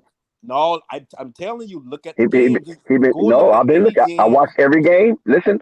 I watched every game, and I watched every dribble. Lonzo been on that pick and roll with Vooch or Bradley, and those guys are thriving with Lonzo doing it, as well as Lonzo taking the ball to the rack or he pulling up for the little short mid range. So that's not true. He has been. He has changed. Mid range. When have you seen it the most? When DeMar or LaVine been out, or when all the whole team? With both of them. No. When they out. No, when they out. Definitely when they out. So that's why I'm trying to tell you. All he did is get more aggressive himself in the offense. Yeah, that's what I'm saying. You're right, because you can't listen. Lonzo is not Lonzo can do that every game in the Horns. I know, but it's for three ball handlers and a center who can shoot the outside shot to run high pick and rolls. That's the offense. That's why you can plug a Javonte Green in. You can plug a Caruso in who can't necessarily shoot the three ball. Okay, I think you will be right. You'll be 100% right, but now you're more 65% right, and that's only because Vooch do not want to really go into that paint and collide with other centers. He wants to stay out there. I'm telling you, it's not about what we do. I'm telling you, it's not what you want to do. Because listen, if that's not the case, then they will do it more often, whether they run it with Lonzo or not. You can still run a pick and roll with Zach. You can still run a pick and roll with DeRozan, because they both handle the ball extremely well. You know what I'm saying? For the wing players. But you already know that Vooch do not want to constantly go in that paint and collide with other big centers. Now, they don't trust Bradley enough to do it because he's too clumsy. Lonzo get in the basket. Listen, hold on. He just missed a lot of wide open, but not wide open, but he But missed he a lot of stops. bunnies in the hole. You know why? Because he stops. If you go back and look at Vooch, he'll do the pick and roll, and then he'll stop and try to pull up and push the shot in instead of going all the way to the rack and either laying it up closer to the rim off the backboard or dunking the ball. He always freaking stops. You wanna know why? Because Vooch ain't super athletic and super fast, so his best shot is pulling up from that mid range. Like that's his game. His game. If you go look at him in Orlando, he never was an in the basket player. He always been that mid range player. If he got a disadvantage now, he gonna take you on the block, but he ain't gonna necessarily always do that. That's not. It's not. Okay, hold on. You said something crucial. I don't want you to gloss over it. Let's chop that part up. You said he has a disadvantage. What is the disadvantage? He's a 7-footer that can shoot the mid range and can step out a little more to shoot the 3 ball.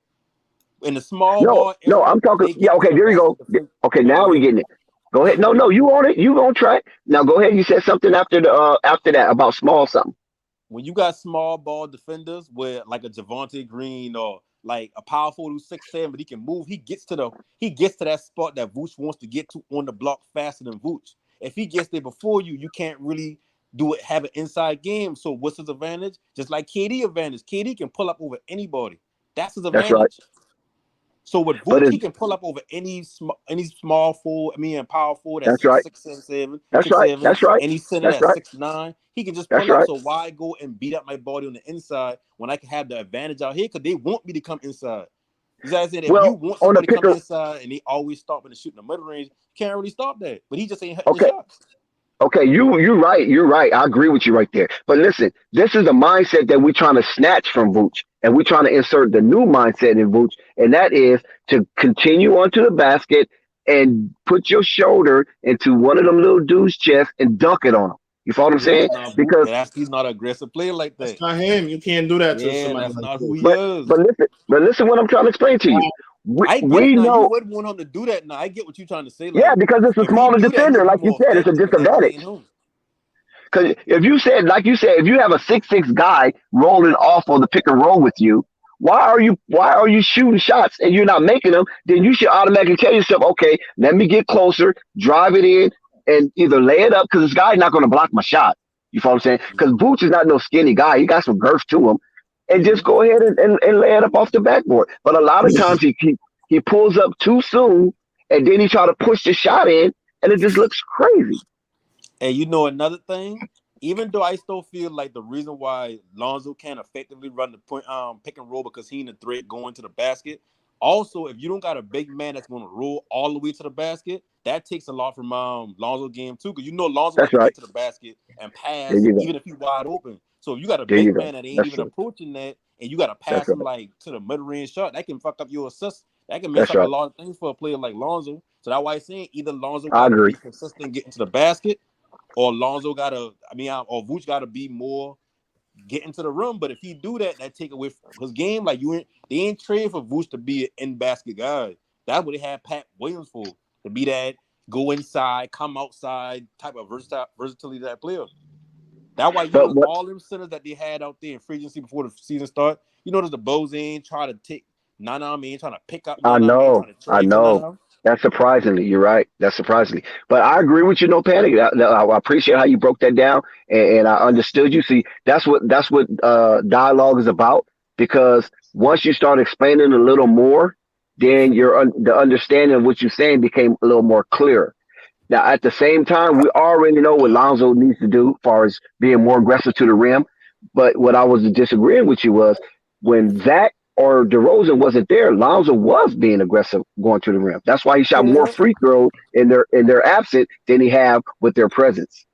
Yeah, no, and see, and why he's saying is that I ain't coming at him about his aggressiveness to the rim. Why he talking about his effectiveness at the rim? When he gets to the rim, he's not a high percentage maker at the rim. Like, he can get to the rim and all that, but, like, he ain't going to get to the rim and, like, okay, like, you think about and I hate comparing him to LaMelo Ball because they're two different players.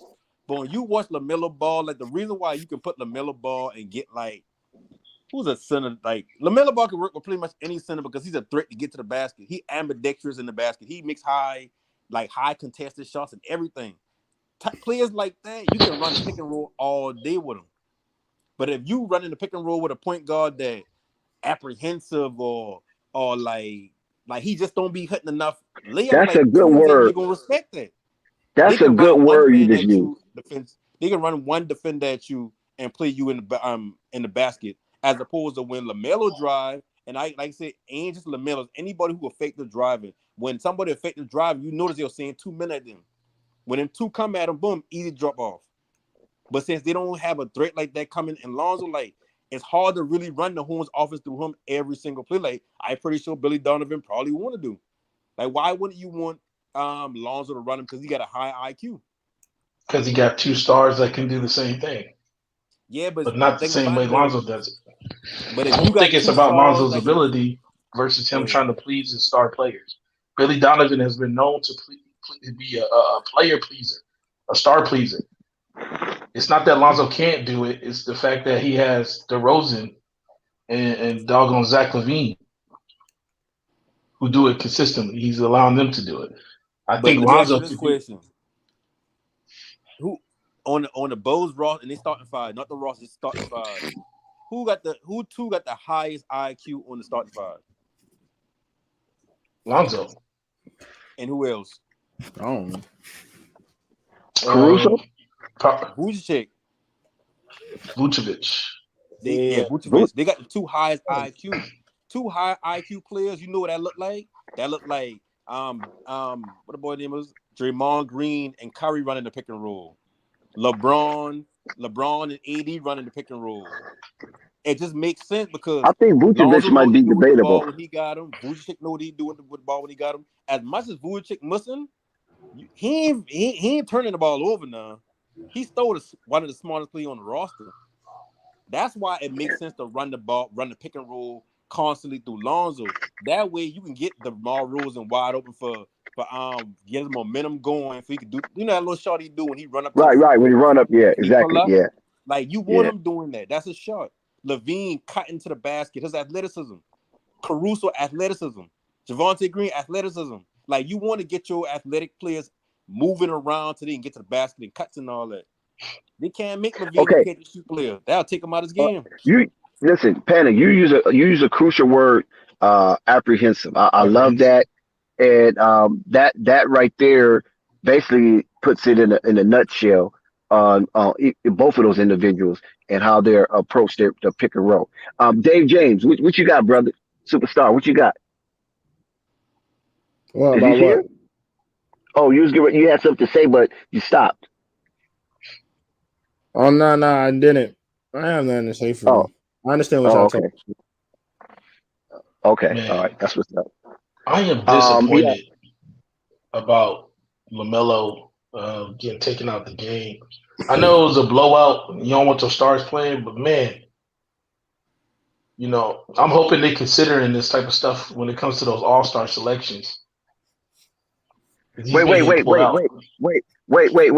Apply that pressure. You said it was a blowout and they pulled their stars out the game. So who stayed in the game and who came out the game? Well, they had Terry Rozier. They had everybody else in there. But they pulled LaMelo out. There you go. Mm-hmm. He was balling. They pulled him out, and they pulled him out for mad long. And I think the first quarter, they pulled him out. Right. Mm-hmm. I just feel like he's hurting his all-star chances. Crazy. Hey, that's what I was saying, bro. You feel me? And like, I don't know. LaMelo chances. I don't know if he's good though, man. Like I think LaMelo a lock for the All-Star. He would have been unlocked if he passed COVID. Did you watch him tonight, Dave? Yeah, he was cooking tonight. Yeah, he was cooking. Matter of fact, he's been cooking since he's been back. It was last game where he struggled. Yeah. With 16 points. I'm talking game about. Before that, he had 21. Game before that, he had 27. He just had bad time. Yeah. Yeah. So what did he have tonight? What was his final statistics? He played a good game. He only played 25 minutes, 16 and 12, 6 for 12 shooting. Made 4 threes out of 7. Very good game for the minutes he played. Very good game. How many assists and rebounds? 7. 7 assists, 5 rebounds. 2 steals. Yeah, that's a good night. That's a good night. In 25 minutes, play a good night. That's a good night. The Hornets need to blow that roster up, man. Thank you. I'm glad somebody agreed with me. That roster 25 going minutes. away. You got too many people out here kissing the Charlotte Hornets ass and James Borrego's ass like he's something. You know what I mean? Mm-hmm. Now, what do you mean by blow the roster up? Because I don't think they need to I blow don't the think so. roster up. I think they're a few pieces away. Yeah, I don't think it's rebuild. That's Detroit. Detroit is rebuild. You know why I you don't No. need think to the blow Hornets it up? rebuild. Because you still gotta pay. You gotta pay PJ Zach Washington. LaVine, You gotta beast. pay. You gotta pay Miles Bridges. You still gotta keep Yep. on paying Terry Rozier. You gotta keep on paying Gordon Hayward. Gordon Hayward. So where you get Yep. the money at the ad pieces? You gotta go bargain hunting.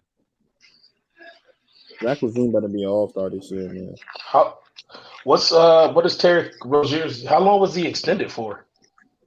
I think like 3 years. He get that Yep, contract 3 longer. years. Supposed to get. Got a bag. Terry got a bag. I'm pretty sure he definitely got money. He got paid for sure. He did. He got a max contract extension. Yeah. Mhm. Terry balled out today. Terry had I think 20. it's trade beat to be honest, but I mean we'll see because he ain't living Gordon up to the Hayward. contract so far. Gordon Hayward has 2 years left on his contract. He said And then Melo. Miles Bridges, the Hornets have a choice here. Do they sign him? Do y'all think Miles Bridges has done enough to this point to earn a Yeah. max contract? Yeah. I The way mean, the the way league the is, NBA is now, the way they the gotta league have is, to yeah. give it to him. Exactly. The way the They league have is, to yeah. give it to him. Did you think Michael Porter Jr. did enough to get a max? No. Oh, and he out for the rest of the season, something like that. Exactly. So he, You indefinitely. gotta. That's the way the league is. You have to. Unless you're gonna lose on him. Moment they Wow. give I Otto mean, Porter all that money a couple of years ago. Somebody else is gonna pay that dude. Yeah. And do you think the Hornets would be hurt by losing Miles Bridges? Yes. Yeah. Cool. See, Hell but see, yeah. that's the Young. thing. He a star player, closest friend on the team. Like the And he's morale of elite. that team And will go down. he has. Like that. He can play off LaMelo. He plays off LaMelo. Great. Probably Yeah. the best. One of LaMelo's best. Like when you talk about fitting, Miles is just perfect with LaMelo. I don't think I don't see that this year, bro. What? The Airbnb shit, I don't see that this year. Yeah, It hasn't been like that. Because they're putting the ball in Miles Bridges' hand more. Yeah, they're still good. Their games still complement each other. Just because Miles' game is evolving, he's gotten better. Yeah. But no, I see Miles being an ISO player. I don't see him freaking. I don't see him connecting and assisting and dunking off of LaMelo's assists. I don't see that. No Miles gets his buckets in a lot of ways. Not ISO. I'll say cuts. Because Miles Bridges got threes. Miles Bridges ain't got to play Miles ain't no more. He only got to play offensively. So when he don't put all his into defense, and he's doing that dog role, he ain't gonna get out the run. That's Hayward. Hayward is more ISO. Yeah. I'm gonna be real with y'all. I like Miles. I don't like Miles Bridges right now, man. I don't like the way he plays.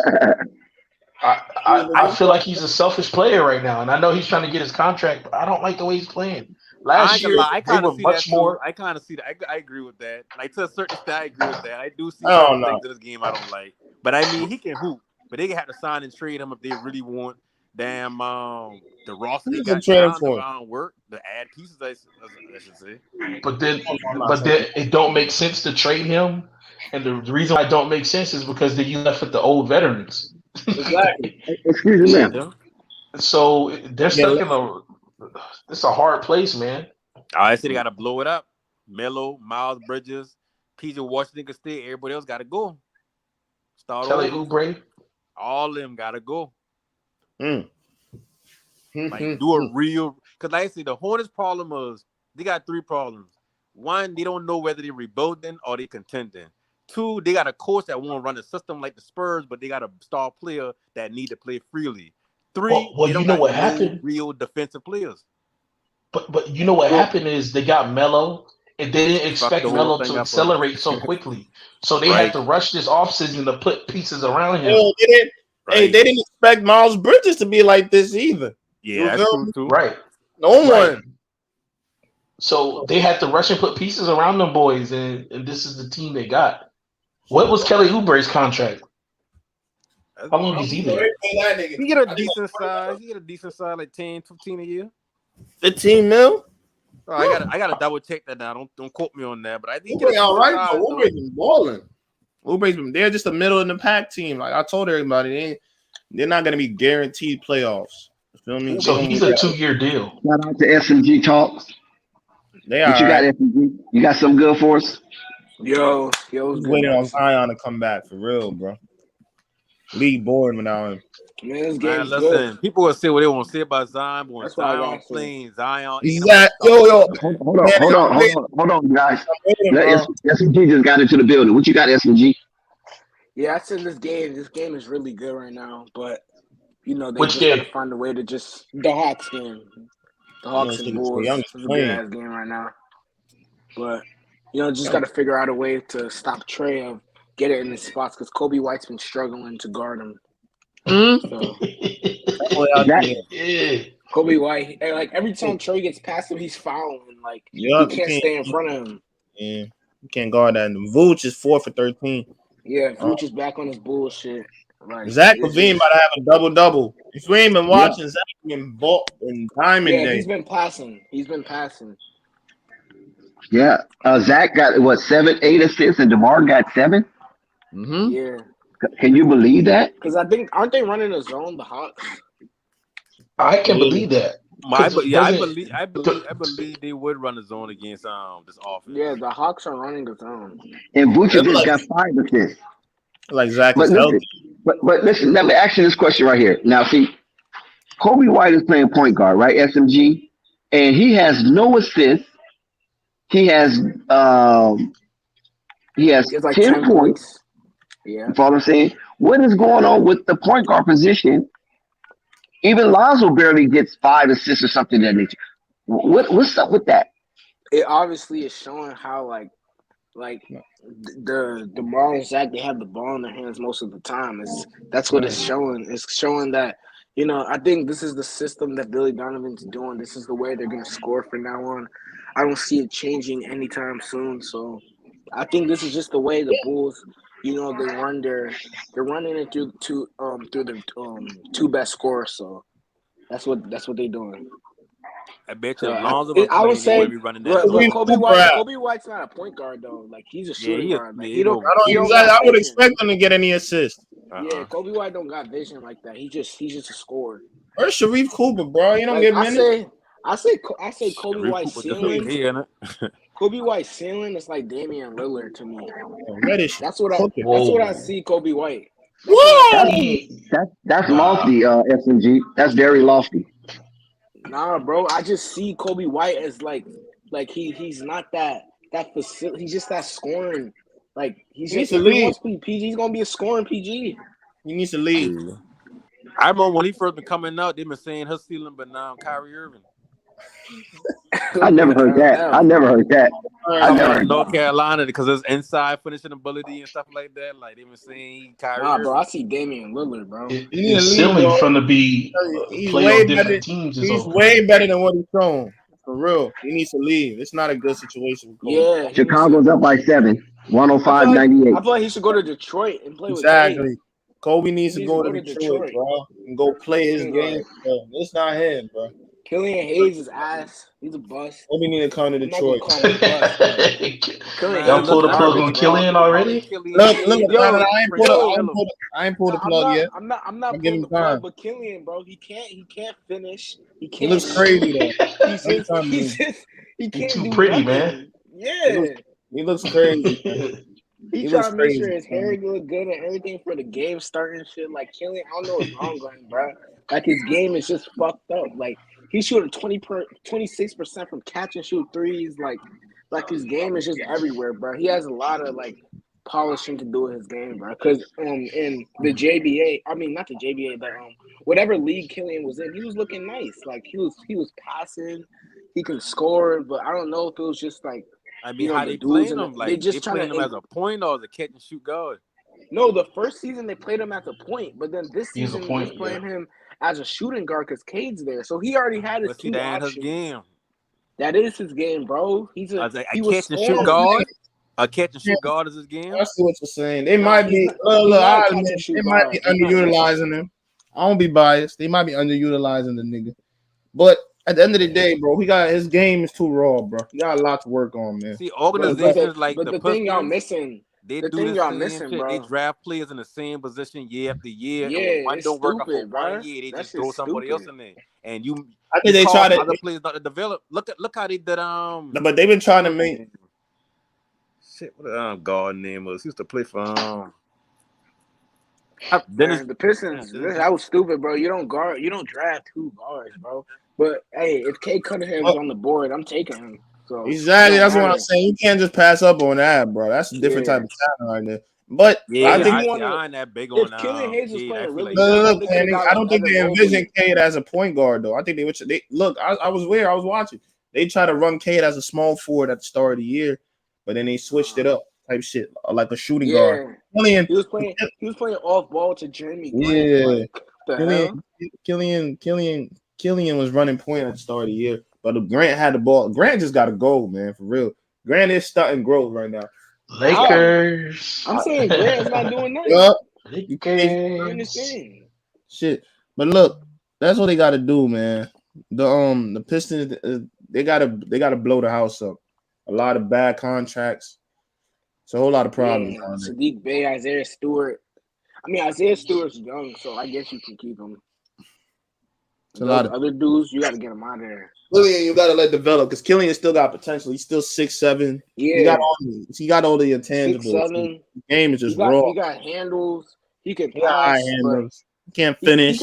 The only thing with his game, like the defenders, they play off him, so it's like he can't. Like his confidence is low. He can't beat you off 1-on-1. I don't think the patience to sit there and watch no Pistons game, man. Man, I watch every game, bro. I watch at least like 15 Pistons games this season. I watch every game. Shit, they be getting blown out, but it's good, man. Seeing a young team developing, bro. I need to watch. Be like that. A couple of their games because like my take on Cade Cunningham was he peak already. For real? What? Yeah, like, and when I say peak, I ain't meaning like Brian ain't gonna score points he's scoring now. Why he's saying his skill set is what his skill set is.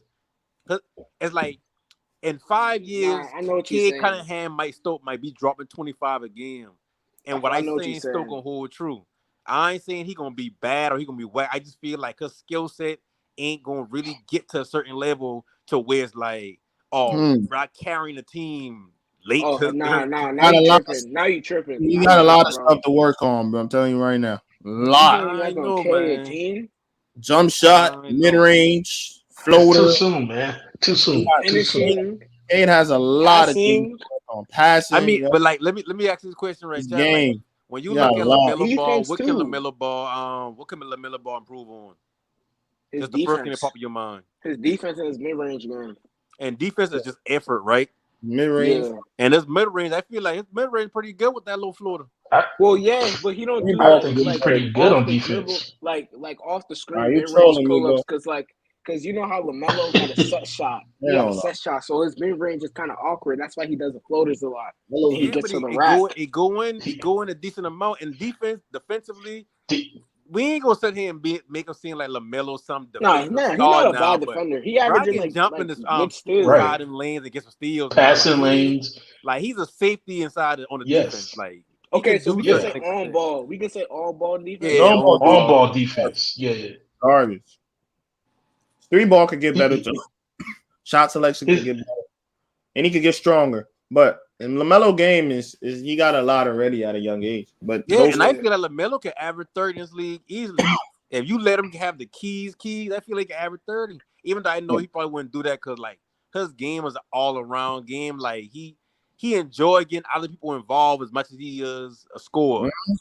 But like this might sound crazy. Like, LaMelo didn't start, with the dimes and stuff until Spire because in high school he was getting buckets. Like he wasn't.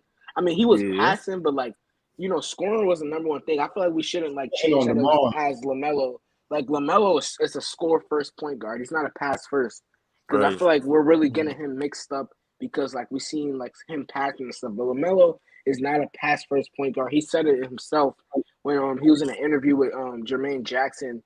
And they was like, is LaMelo a pass first point guard? And he was like, hell no, I'm a score first point guard. So it's like that's why that's changed. Pass first, bro. He a scorer. That has changed.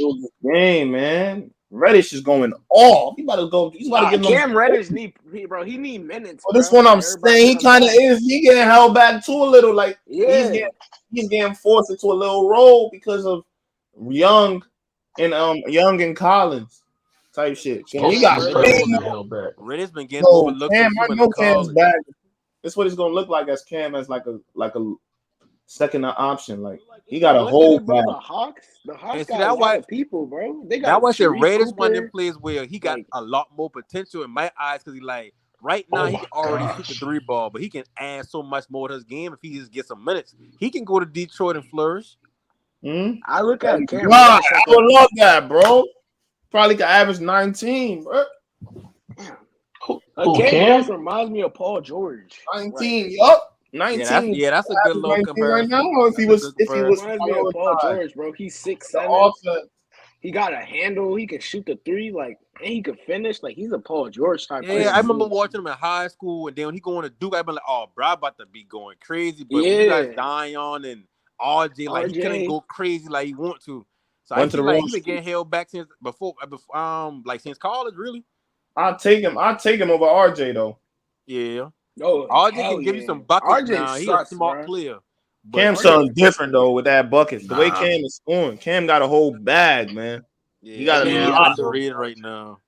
He got a jump. He got a jumper, a nice, very nice handle, great mid range, great 3 ball, and he's good defensively. Very good defensively, actually. I think RJ suffered from the same thing. He got a lot of superstar other players potential suffer for real. from. Like he been the I best can't wait till he player play in with high LeBron. school, so the ball has. Yo, the Lakers can do that, bro. Nah. I'll be the happiest man alive. Nah, if he go play with LeBron, his growth stunt. Yeah, because LeBron gonna put his ass in that corner and tell him to wait. Hey, that's what he's doing right now. Bro. Shit, with Trae Young. You see THT? THT ain't doing shit. Vooch 2 big threes. They said this is THT's year. Like the hell, man. LeBron be boosting up some of these players to get them traded. Cam for 3, knockdown. That's 32. Well, when they signed Russell Westbrook, and did y'all see Russell Westbrook interview today? He was balling before he caught cold. Hey, listen. Westbrook don't give a flying fuck about nothing. Westbrook can have an 0 for 30 game. Be like, shout out to the chat. Vooch out 14, 12, and 5. DeMar closing this game out again. Every game I've seen DeMar doing the thing. Ooh, DeMar DeRozan with the pass of Vooch. And you notice how they game in high numbers, like when Lonzo and Caruso playing, like the game be like 107 and like 90 something when they win. But without that defense, that's all they can do is try to just outscore the other team. Yeah. But Trae Young shooting bad though. Trae Young shooting like 6 for 18. Yeah. And somebody has said Trae Young is inconsistent when they were saying the best point guards in the league, and they have put Trae Young over Lonzo. Yo, and somebody has said that he beat inconsistent. Cam got like 30 right now.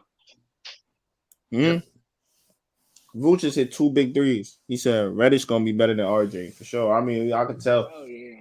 He's not gonna be a Hawk his whole life. Definitely not. RJ got to find his right position. That's all. RJ nice though. Don't get it wrong. Yeah, he's got to find his true position. Yeah. Reddish is got superstar potential, but Zion is way better. RJ's a PG. RJ's a PG, bro. Young knocked down a mini. RJ can pass. Like he doesn't really like look to score like that. If you know what I mean. Like RJ's a PG. He played PG in high school. Then he played PG in Duke. But the thing about high school point guard, like every point guard in high school, everybody played PG. Yeah, like if you're the best on the Carl Anthony or some shit like that, PG. you gonna play PG. Carl Anthony Towns played PG, bro. Anthony Davis, Zion, they all played PG. Everybody played PG, bro. All the dudes. Cam Reddish need to come to the Lakers, bro. Real shit, man. Bro. He's gonna average like 10 points, shooting 8 threes a game. 50% from 3. Win a title, my boy. Go get paid, my boy. Lakers got no depth right now, man. Real shit. Yeah, the Lakers are stupid. They should have kept Danny Green, Kuzma, and all them because they was legit 3-and-D dudes, like legit 3-and-Ds all around LeBron. In that bubble, that team was nice.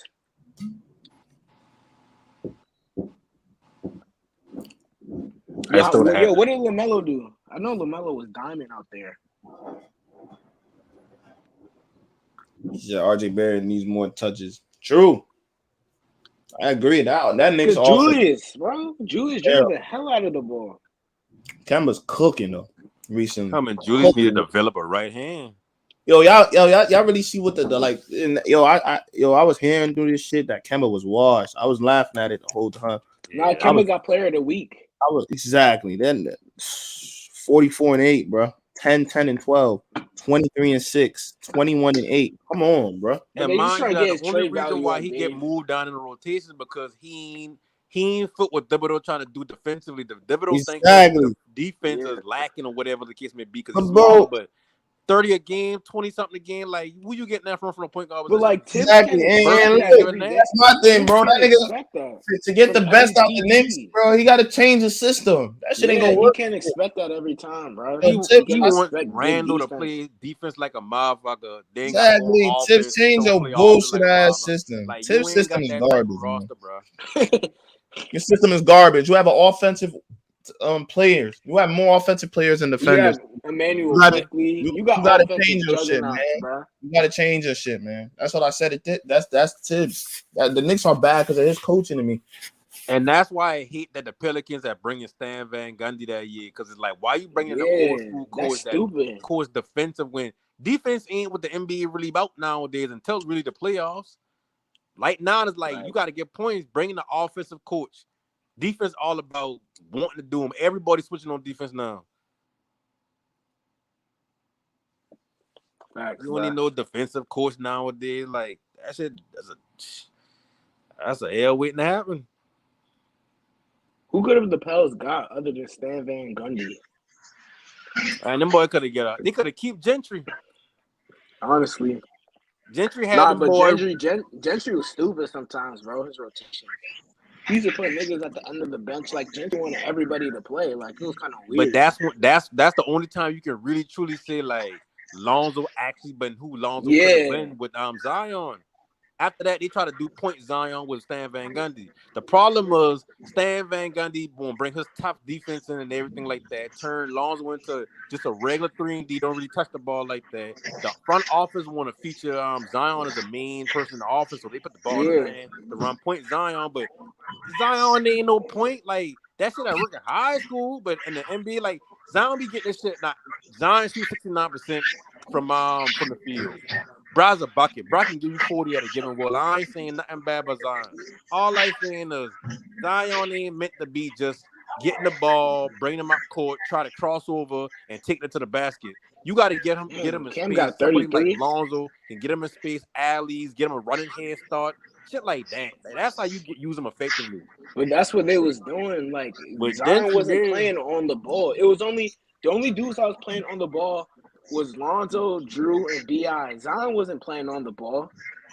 Yeah, like Zion point. Zion was still running getting 23 a game. They been running him at Lonzo last season. They've been running Zion at point. Zion and B.I. I think they told Stan to do that shit though. Yeah, that's why I say the front office I won't feature him because that's their player, and he come down and like, well, damn. The moment now when Gentry been there, they hold him Shout up out to Sugar B Nation. What's going on? What's going on? Shout out to everybody. Much respect. And no matter how a coach won't coach, if Nike telling you like, nah, we want. I mean, like if Jordan telling you the brand and all his endorsements, and hey, listen, well, why are we putting all this money behind him, and we don't really get to see him like at all that first year. So now they putting him at point for what reason? That been the front office decision, and that's why they fired Stan Van Gundy so fast. You don't give no coach like that who got a record in his arm in the league now. Like this man, not saying he one of the best coaches, but this Stan Van Gundy, this man now been around for a long time. You don't bring nobody in like that to fire him after a year unless he been a disagreement between him and the front office. And the disagreement had to been point Zion. Yo, Vucevic is going crazy right now. Vucevic going crazy. Yo, but we need to play Ilyasova, bro. Yeah. Ilyasova and Mac McCullum, bro. We got to start playing them. Because Ilyasova Hey, is a man. stretch four. Hey, I'm gonna be honest with y'all right now. I'm gonna be real honest with y'all. The Bulls right now is looking like championship contenders, bro. So they should trade Lonzo? They are championship contenders. Nah, they shouldn't trade Lonzo. That's crazy. Against these Hawks. Never that. You talking about against these Hawks? I'm talking about this team right now, the way they're currently constructed. Man, that front office did a great job, man. Great job. Yeah, bro. That's what I was trying to say earlier. They cut Alzay Johnson. They cut Alzay Johnson, bro. I feel bad for him because he said Niggas he need loved the to Bulls. He watched them growing up. just go sign him. Shit happens, man. They cut Isaiah Thomas. Lakers go sign Allen's, bro. Damn, they cut Isaiah? Please. Yeah. Why they cut bro, Isaiah? Because they suck. Lakers sucking right now. No, that's what I'm saying. No, Isaiah Thomas don't suck. The Lakers suck. Yeah, he don't suck. He just didn't fit he didn't fit what they needed. That's why I still understand why they signed him. That's just it. I hope another team signed him. He's not trash. They cut him, bro. They put that Stanley Johnson. Stanley Johnson don't definitely give him contract. Isaiah Thomas need to go to a coach that actually know how to put him in a position to win. Because he's small. He can go back to Boston, bro. Yeah, when he been in Boston, they had a smart coach that knew how to put him in position. Lakers need to go sign He need to go to Boston or San Antonio. Go back there because energy. Yeah, energy. Y'all see what these dudes doing right now? They gotta win this game. The Lakers got too many guards, bro. You gotta remember that. That's why I said go sign Alizé. Yeah, they don't got the power forwards in the no more like that. That can shoot the three. Ellington is ass. Yo, these teams are going crazy right now, bro. No, wait. DeRozan got 30. DeRozan got 33. Zach got 30. Bush got 20. No, what's surprising is that DeRozan have 9 assists and Zach got 8 assists. So those 15 got 10 assists. 10 assists now. So that's 18 assists from 2 ball dominant ISO players. So I mean that's amazing in itself. Hey, and this is what I've been trying to tell dudes for these last few games, man. Actually, I think it started in December. It started in December where they started passing the ball a lot more. And people was like, oh no, they just ISO. I'm like, nah, man. Something changed. They started passing the ball a lot more. You can see that right now. That's why I'm trying to tell you. Ain't I thought they've always been passing the ball. Somebody's TV is mad now. Then they reset and then either DeMar or Levine run ISO. It's not always that they run an ISO every play. They running their plays, and if you break down, I mean, all you can do is ISO. The first thing you see is Vooch come to the top of the free throw line and set a pick. No, they definitely got ISO plays, and some ISO plays ain't because of something broke down. DeRozan bringing the ball down with the intention to score. He coming across set. Yeah, you know what I'm saying? I ain't saying right here. When shout out to Athletic One. Shout out to everybody. Shout out to Flight Sports TV. Shout out to the panel. Now, can we all agree that nobody can take Lonzo what Lonzo does? Nobody can do it but Lonzo. Yeah. Can we all agree to that now? Yeah. Oh, of course. I see some craziness. I see, what's his dude's name? Matt Walker? What's his dude's name? This guard for the Bulls. Matt Walker, what's his name? The white guy. Matt Thomas. I see Matt Thomas. Zach pushed the ball up to Matt Thomas, right? And this dude did the wildest 3-point shot I ever seen. I'm like, why would you shoot that? Zach would just be dancing the ball to the court. Huh? He's a shooter. Yeah, no, he's a shooter. Understand it, but the shot was a bad shot. Like they had mad time. They had mad time on the clock. Bad shots for shooters. Bro, did you see the shot? It was definitely a bad shot. Hey, the last 2 games, Vooch has been looking like an all-star. I ain't gonna lie. Hey, Zach LaVine advanced the ball up to Matt Thomas, and Matt Thomas didn't even have his feet set. He just like chucked it up. I'm like, bro, what are you doing?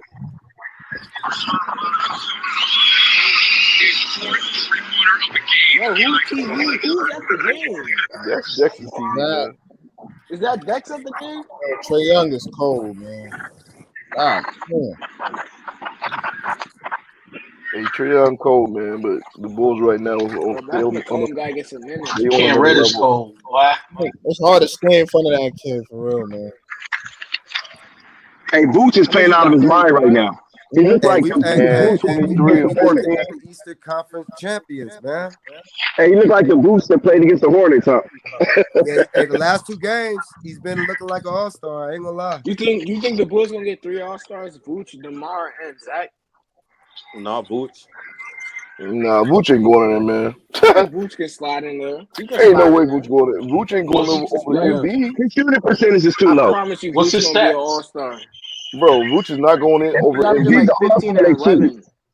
What you gonna do with Embiid though? He's averaging like 15 and 11. Well, he don't, Embiid, I mean, Vooch gonna be like on the reserves. Possibly. Yeah, He could be a reserve not no with those starter. Hell stats. Yeah. no.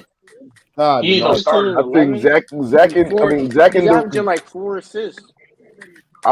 Zach and DeMar definitely need to be starters. I mean, I don't think that's the argument right now. I don't think Zach gonna be a Both starter. starters? I don't know about I that. don't Hey, think Zach gonna be a you I starter. can't think make both of them Vooch an gonna start. all-star because he had a couple of good games. Come on, man. I mean, let's not start exaggerating here. Yeah, Pump the No, I'm brakes, saying guys. if he keeps the The play man up, is only shooting like 30-some% that's what I'm from the saying. floor. yeah, like yeah. Yeah, he got a lot of stuff to make up. Nah, he over And He's 40% now. shooting He over the he's shooting 40% now. 41% from the field. and Yeah, as he an Okay, over for him. assistant, 40%. low. Now, what is he from three then? Because His that's his three hallmark. his three is 35%. Okay, But how you his making the all-star? No, he's as been a a five, 35% No, shooter. we're not talking as about a career. center, he can't We're be not shooting talking about career. 40% from the So field No, and I'm making Demar, saying plays. his exactly. That's not his good. his Exactly. regular season and his career are the same, 35%.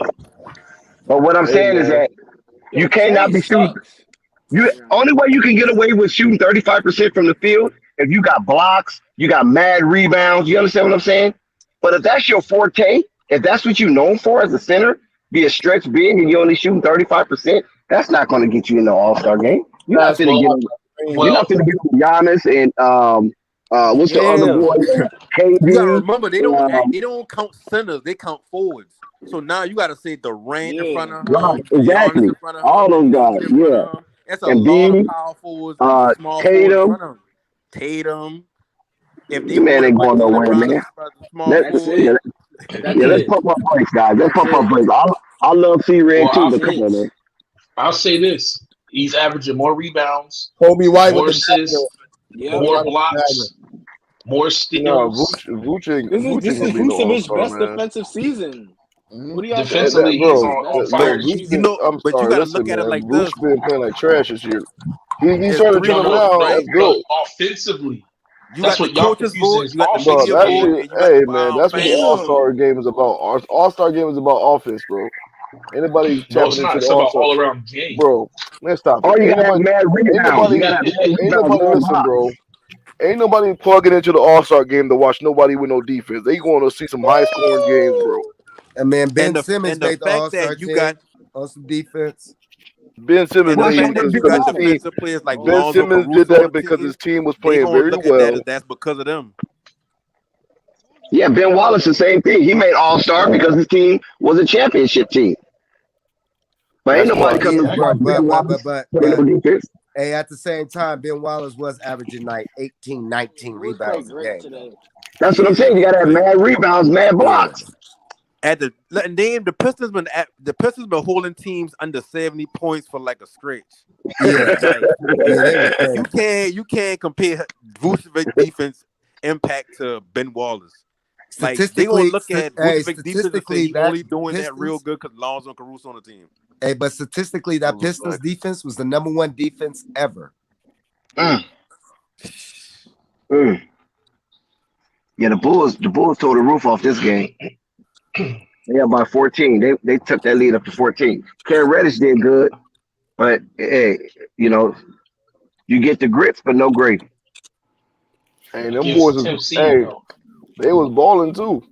Atlanta in the was East. balling, man. This guy, Yeah, them Atlanta played boys, hard. yeah. Hey, that's the best Atlanta got though, right there.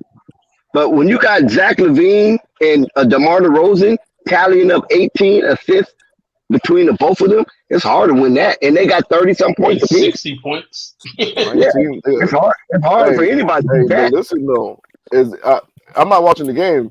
Is Zach still on the floor? Or they already put him on the bench? You know what? I just started driving because I was watching it while I was sitting in Panera Bread. On the floor, Because Zach. if Zach is still on the floor, man, he got 30 and 9 right now. If both of them come out of this game with a double, that'd be crazy. That'll be A crazy. 30 point double McCollum, double. bro. They gotta get Mac McCollum minutes. Anybody worries about Vooch Matt is still McCollum out minutes? there.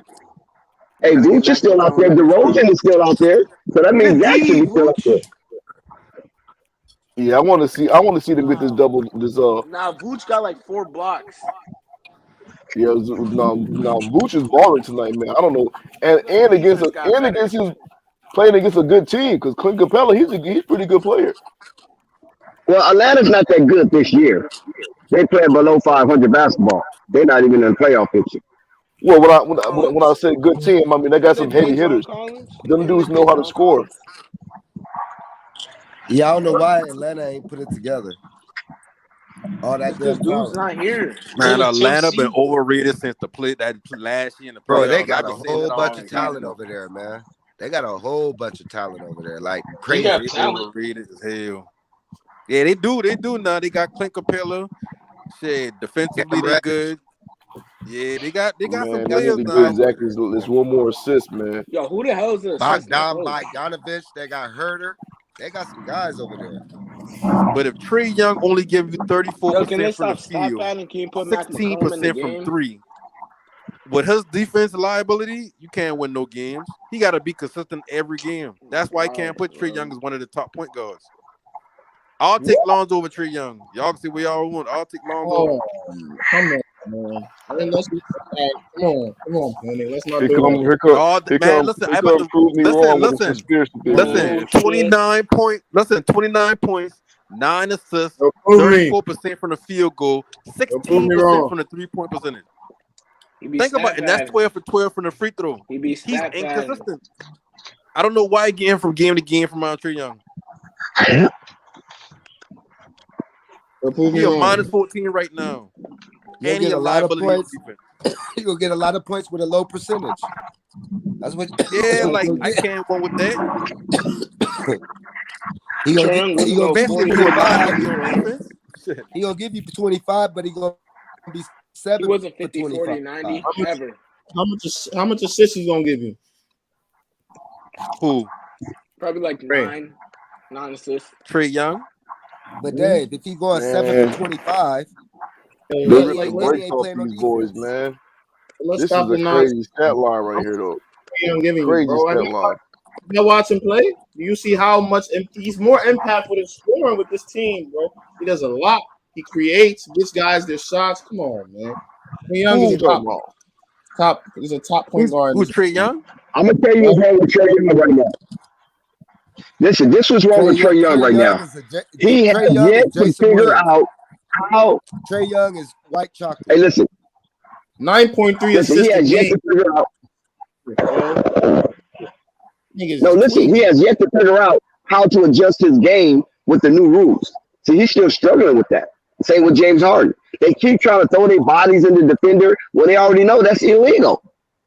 I've been watching the game. I'm like, why you keep doing the same shit when you already know you're not going to get that call? You're busting the morale of your team because you keep doing dumb shit like that when you know it's not legal anymore. You cannot throw your body and make a non-basketball play into a defender. You won't get the call. You're lucky they don't call offensive foul on your little ass.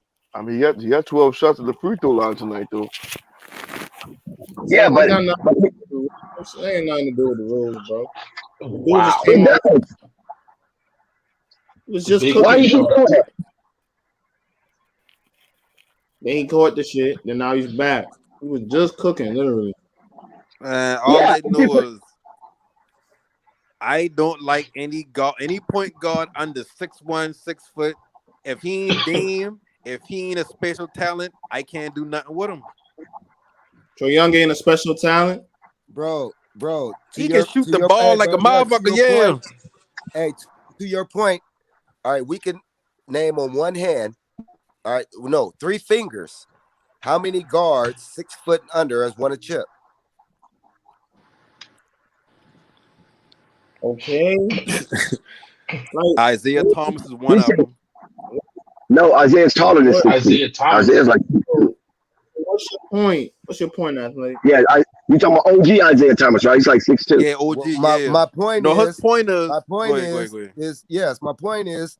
Y'all up on this Trae Young. He's a poster. Y'all like him because he puts up numbers, but you look at his percentage, it's shitty. So you just like the numbers he put up. You look at the end of the game, he got 30, 11, and 9. But he's 7 for 30. scored. Shot 15 free throws. But that's a good game to y'all. Does Gordon score though? Why are we acting like he's just a scorer? That's He all is just a scorer. You can't pass. He's not a passer. Bro, he passes off. This is what he does. He's one of the best passers in the league. Bro, if you look at his game, it's either he drives or he throws the lob. He gets about 7 assists off that lob to Capella. I told y'all dudes, man. I told y'all dudes to stop confusing these passers, man. These driving passers, bro, with like somebody that's really breaking down the game and getting real assists. These dudes are getting assists off drives, man. And credit. Hold on, Dave James. Hold on, Dave James. Hold on, bro. They are Dave James. Hold on, man.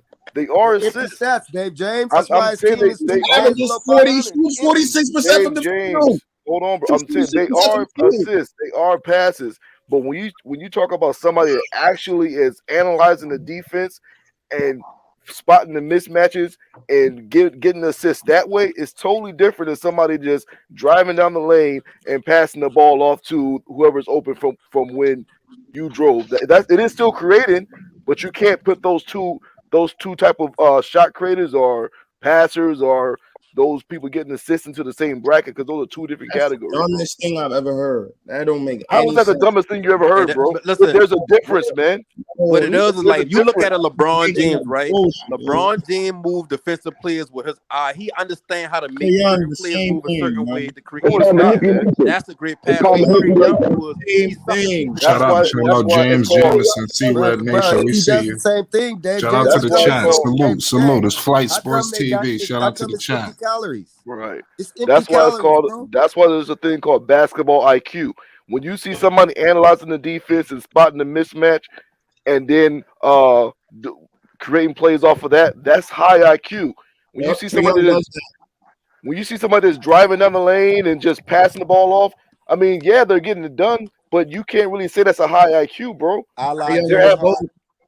So I advise you go watch a Hawks game, please, before you come up with these nonsense takes. No, bro, listen. If you watch the Hawks game, you understand that this man just really. You just hearing bullshit. I watched the Hawks, and I look at their starting. He's just getting alleys off. He's just getting assists. I watched the Hawks, and I look at their starting five, and there's no way they should be 3 games under 500.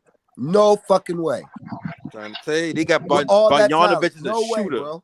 Capella's a defensive stalwart. Cam Reddish can shoot and create. Like, they shouldn't be at what he is right now. Been in and out the whole season. Like, what the fuck? But listen. See, the part that you're missing, in and out. The part that you're missing. The Brooklyn Nets have Trae Young giving you 29 and 9 a night. And on defense, what he giving you? Nothing. Shout out G. Cole Suave.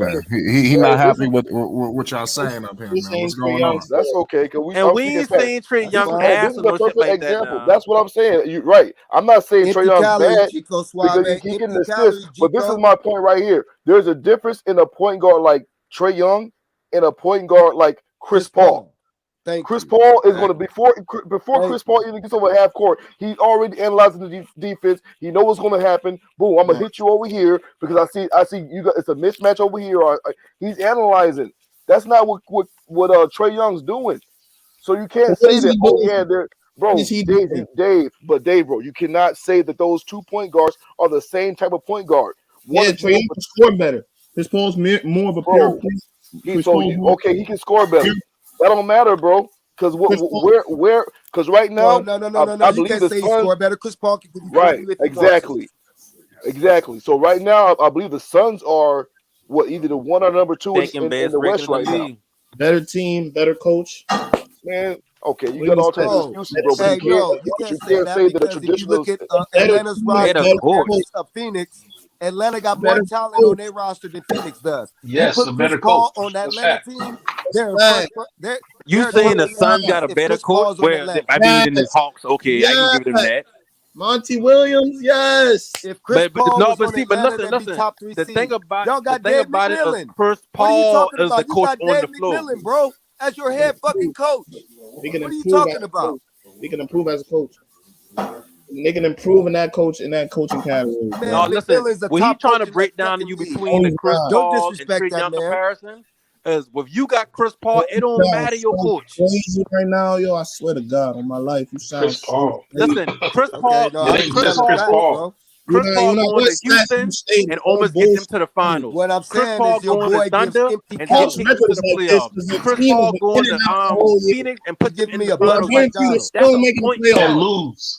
And lose. Trey That's Young all ain't Chris even Paul get you do is there. lose. But Trey Young ain't even get He's you been there. losing his whole career, man. Fuck out of here. Trey Young's 23 Man, years bro, old. but we ain't talking about scoring, bro. What we talking about right now? When Chris We Paul was everybody 23 years old, he was everybody going to knows the that Trey playoffs. Young I'm can gonna give you a score. better When Chris comparison. We Paul was talking about 23, he was going to the basketball playoffs too. IQ. So Dave James, Trey so Young Dave is James, more who has so. a higher basketball IQ? Trey Young or Chris Paul? Chris Paul. Chris Paul. So Trey your Young argument in is done, bro. basketball is what You just Lamar Jackson is in admitted to what we're football. talking about. Wait, no, I'm not. Yes, We you just did. said Trey Young gets his We're assist. saying No. that one thing we're saying is that there's a difference, bro. What you said was blasphemous.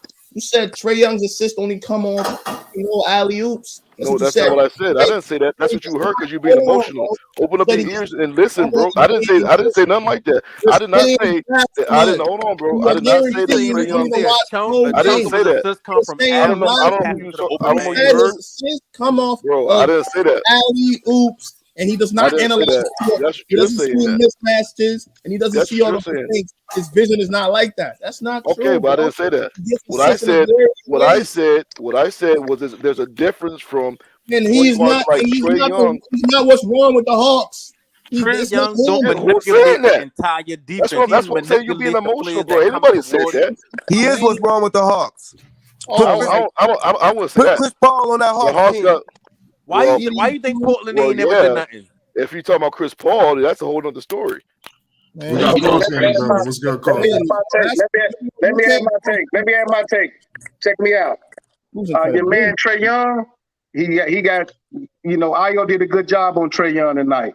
Trey Young is a shooting guard, man. He's smart when he go to the hole, he get those assists up, but he ain't analyzing the game like that in terms of getting everybody set up when he recognize mismatches. He getting his points.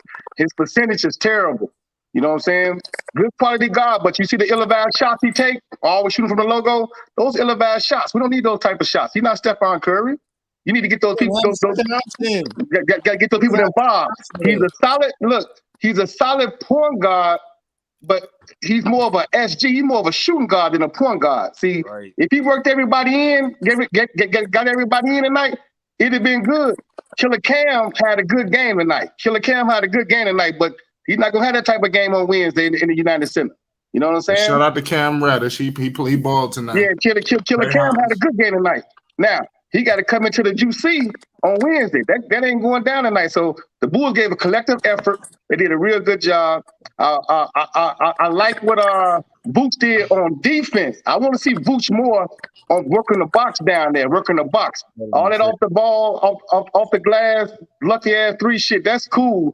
But if Vooch worked the box more, it'll open up his 3 game even more. He hustled both ends. For the last 2 games, Vooch been hustling, looking real good. But he need to hustle and do that more. Vooch get excited when he shoot them threes. Now he want to hustle, he want to play. But I need the Vooch to do that all the time. Do that shit all the time. You should be hustling all the time. You fix your connection, brother. Should nobody have to get you going, But in terms of your man Trey Young is not, in terms of, you can't compare him to a Chris Paul. Chris Paul, he's a coach on the floor. He make everybody better. Right. Trey Young ain't making everybody better. He gonna get his points. He don't give a fuck what the percentage is. He shoot that bitch, goddamn it, 7 for 30. He don't give a hell, And that's why I say we look over players like Lonzo. They both average 9 assists per game. He shoots 46% from the field. Yeah, look at his shot selections. Look what he's doing. Oh, come on, 46 from the field with that shot selection. That's crazy. That's crazy. Right, that's crazy. That is crazy, bro. I mean, on the real shit, that is crazy. Now, look, we do.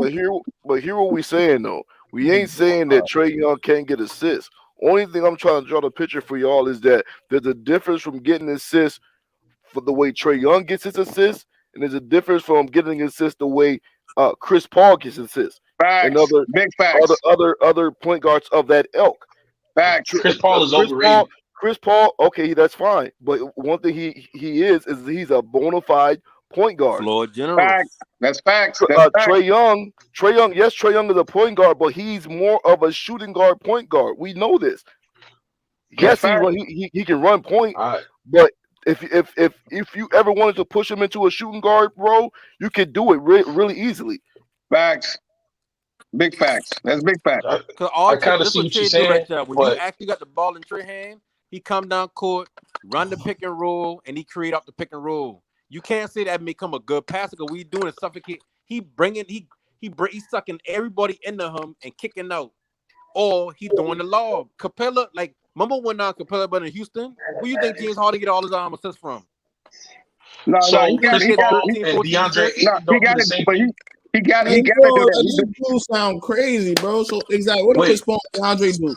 And no, listen. I ain't saying Trae Young get 10 assists off of just 10 lobs. What I'm saying is, just like they're saying, he is not manipulating the defense for assists. He getting hers off of, 2 men coming at me, I'm gonna throw one out for the alley. Or 2 on me, I'm gonna kick him off to the 3. That's how he getting his assists. And ain't nothing wrong with that. But the problem is, does that make you a better point guard than the point guard that can create with the ball? Bro, it's easy to beat in the playoffs. It's easy to defend. You know what he's going to do. He's in series. You know what his game is.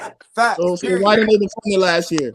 It wasn't last year. They made it super far. It ain't until Trae Young got injured. Did they defend it last year? They ran into somebody that didn't want to shoot, bro. Did they defend it last year? It ain't easy to defend, bro. Hold up. It's not easy. It's not easy to defend. It's not easy to defend. That shit ain't easy to defend.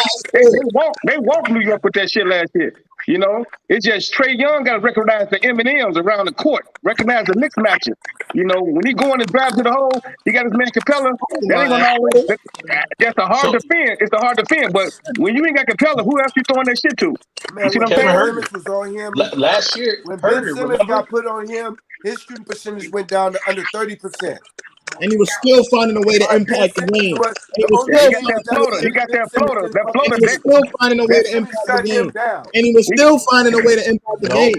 What I like about Trae a killer. The ball to everybody. Trae a killer when it comes to that floater. He got that floater. He a killer. He gonna get that floater off. He a killer. And put the points on the board. Scoring in the clutch. Right. He's good at throwing in the clutch. No doubt. But he got to recognize the M&Ms. If you recognize the M&Ms, if Trae recognizes the M&Ms and get his man involved. Exactly. A1, please watch the dude. But averaging 9 assists a game don't make you a point guard. Like, that don't make you one of the top point. He can score his ass off. Nobody can take that away from him. If you can score your ass up, like DeMar DeRozan had 8-9 assists the other night. Is he a point guard? No. Levine had 8 assists. So who else is a point guard besides Chris Paul? When you can, who else is a point guard? When you got a threat, whether to shoot or to score, you can open up shit for other people. We compare him to Chris Paul. Okay, so who comparing to Chris Paul? Who else is a point guard? Who else? Okay, so who else is a point guard? Ain't too much Chris Paul type guards out there. Who else is a point guard? That's fact. Who else? Point guard like Chris Paul. Who else? It ain't too much. You got like Chris Paul and the other ones probably backups and stuff. Don't you got Zoe the best point guard, period. See, the reason why I asked that question, bro, was because I knew you wasn't going to be able to come up with nobody else as a point guard. And the reason why you can't come up with nobody as a point guard is you too busy living off of a legend versus what you actually are seeing on the court. Listen, you missing the point. That's the legend of Chris Paul, point guard. It ain't about no. Chris Paul a point guard, bro. It's not about who we can. I'm not saying he's not a point guard. I'm just saying he ain't the only point guard. Chris Paul is a point guard that can manipulate the defense from a player's position, like a coach can do from the sideline, just like a LeBron. Most of the time, we got point forwards. We don't got too much point guards. So it don't matter if I can name 1 or 50. So the point is Trae Young got 9 assists off of alleys. So you're talking about a floor general. Yeah, floor. It ain't too much floor generals left. Ain't nobody saying nothing bad about Trae Young. We just saying the man ain't no. I'm talking about what A1 was talking about, saying that shit don't work. Carpenter Jr. Get your hating ass out of here. Like when I say I'll take Lonzo over Trae Young, that's simply because I know defensively Lonzo there. 3 guard Lonzo there. Shit, High LaMelo. IQ offense LaMelo's Lonzo the there. floor You're general. the only one that LaMelo takes reads over the Trae floor. Young. You're the A only one floor that general and point guard is two different things. You know, I used to say that Melo's shit the until floor. I really seen the play. You can be a floor general and play outside of that position. A point guard is a point guard who's just godly at what they do. But listen, That's as a facts. That's point facts. guard That's for a facts. team, the reason why they asked that question earlier, how much guards under 6 foot has won a championship? The reason why it ain't too much is because you can't really win with a small guard when you got a league full of 6'4" and point guards in the That's league. facts. That's facts too. That's facts. I think we're underrating Trae Young's ability because we're just used to him being a scorer. No, we're not underrating him. We Trae not Young's ain't nobody balling. underrating him. We Trae call him Young what the it killer. is. Trae Young the killer. He Yeah, just ain't like he just ain't no he Zoe. that dude Ain't no Chris offensively, that's Paul. cool. But defensive, he's a All right, so how liability. much Chris Pauls are there? And you got Y'all in the listen, league y'all today. focusing on naming a player outside of just looking at what we trying to say about Wait, somebody winning just a brought up championship defense. with a guard like Trae Young. But It don't who matter just brought about up how much defense? Because point we were guard talking is. strictly about It's not passing a the ball. debate, bro. It's not a debate right now, bro. If you look at LeBron, do you think LeBron is the floor general when he got the ball? Ain't no point guard. Yes. Ain't no point guard. No, LeBron ain't no point guard. He fucking up the game. He fucking the I game know up. he the point guard, but we talking about he need to go on the passing floor. ability and creating. He can That's what pass you his look ass at off. when we talking cap. about that type of guard. LeBron Trae Young ain't is not fucking that. the game. What? No. LeBron is the point forward, fam. He should be at the 3 or the 4. He a point forward. You know, Yeah, and he's a then point- he sit yeah. and then he sit on the ball. You should be He could- Rondo should be at that position at all times. Ain't no way to have Rondo on the bench. Rondo should be at the point. LeBron should be at the 3 or the 4. Period. He fucking up the game with that shit. And all I saying is when you look at a player like Lonzo, I don't have to either keep him on the ball or keep him off the ball. He's interchangeable. He plays defense. He spaced the floor. But what does it have to do with his passing He does ability? all that. When you look at Trae Young, he's a killer. He can give you 30. Cool. But we gotta hide him on defense. That's a liability. Bro, That's why you Isaiah arguing Thomas something totally can't stay with different. a team right now. The initial argument was strictly about passing. Now you talk about whether we can play him off ball. But you gotta whether we can play him on defense. My boy, if you want to have that listen. argument, we can add a bunch of things. Where's A1 at? A1 was If saying you listen, you will understand what I'm trying to tell you. It's not about the individual player. We just talking about running the ball, running the point guard position, running the floor, passing. There's two different types of passers. There's people that create, and there's people that be like, you know what, shit, I'm gonna take it to the basket. If I get two defenders to come at me, I throw in the alley or I pass them out to the 3. That's cool. So what you're that's saying not is playmaking. No, listen. That sounds like coaching to me. But is coach running plays or is the coach not running plays? Anyway, is the coach running right? You gotta listen. Just listen to what he's saying. They trying to tell you it's two types of point guards when it comes to passing ability. It's the ones that created from scratch, and it's the ones that created from necessity, which is I'm gonna drive to the basket. If I get 2 people on me, I'm gonna kick it out. Then you got a Chris Paul type or LeBron type. I'm gonna create it from scratch. I'm gonna do this, so this play can come over here. I'm gonna run this play because I know they like to do this. And this person gonna come. That's the type of point guard that Trae Young ain't. That's called running plays. That's all that is. No. So you talk about a player that's running plays. So you prove running my plays point. through the You're offense. proving my point right now, bro. So are you saying that Trae Young doesn't run through the offense? He just does. That's not even true though, because he does. All right, so listen, when Trae Young gets the 9 ball, assists a they're game. not run. Listen, they're not so running Russell the Westbrook structures. averages He's 8 not assists out a there game. calling the play that okay, I What want is this Trae Young like turnover Westbrook ratio? averages 8 assists a game. That is Westbrook wild as hell. Like y'all can see that 9 assists a game all day. That don't really matter when we talk about the y'all gotta that look, does matter. Check it out. Understand this. Hold up, bro. Understand this. It ain't just about points. Scratch that point shit. It ain't just about points. It's about making everybody around them better, the whole personnel, knowing your personnel, knowing what you need to do at certain times of the game, knowing that it's a mismatch over here, it's a situation over there. It ain't just about points. Okay, so who is outside of Chris Paul? Who's a better passer than Trae Young? Zoe. Hands down. Zoe, hands down. And I'm taking Zoe first. Who else? You say who else? Yeah. Melo. Rondo. Okay. So Do you think what's the difference between Lonzo right now and Trae Young? What's the difference Lonzo between don't play with Rondo the and Trae ball in his Young? hand 80% of the game. Yeah, Trae Young's number one option. That's the difference. Yeah, like Facts. it's That's a big facts. difference. That's For a facts. reason, But nigga. when I'm talking about For when a Lonzo has the reason. ball in his hands. Lonzo's averaging What's 6 the difference? assists from the fucking It's a 3 and huge D difference. position. It's a huge difference. First, it's a height difference, a noticeable Imagine if he difference. had the ball in his hand every play. Right. I'm not talking about that. That's I'm talking about Trae how Young. is Lonzo creating offense? That's what I'm going to stick to. Yeah, You saying is Lonzo, Lonzo creating listen, offense, or is he dumping it off? Lonzo creating everything, Lonzo bro. He creates. control the whole. He If you control the whole watch him, he tempo. creates. He control the whole tempo. Control the whole I tempo. don't watch Lonzo clap his hand at somebody to get the ball quick enough to throw him down court. That's not a good example. You can't compare Trey to Zoe. You got to put Trey on somebody else, fam.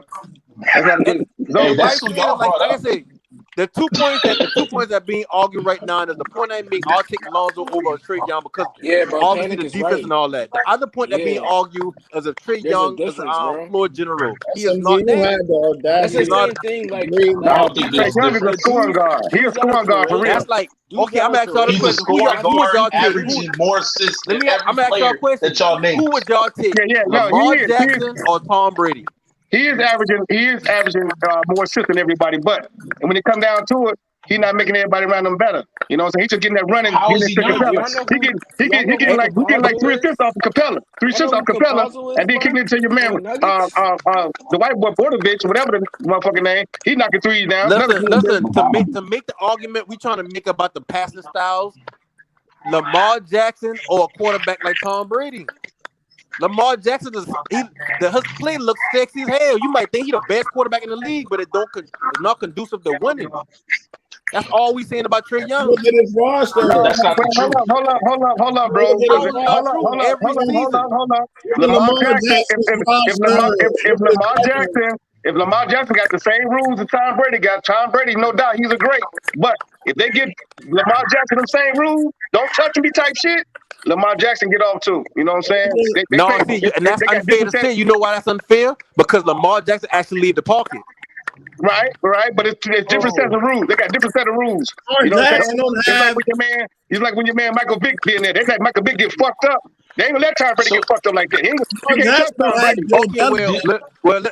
Instead of Tom Brady, let's use the quarterback from Buffalo. The quarterback from Buffalo. What his name was?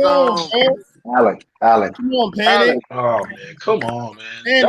Lamar Jackson had Bill yo. Belichick and a great system. No, but see, y'all missing the point. Y'all missing the point they trying to make. Y'all missing the point they trying to make. Y'all missing the point they trying to make. McMillan, Lamar Jackson.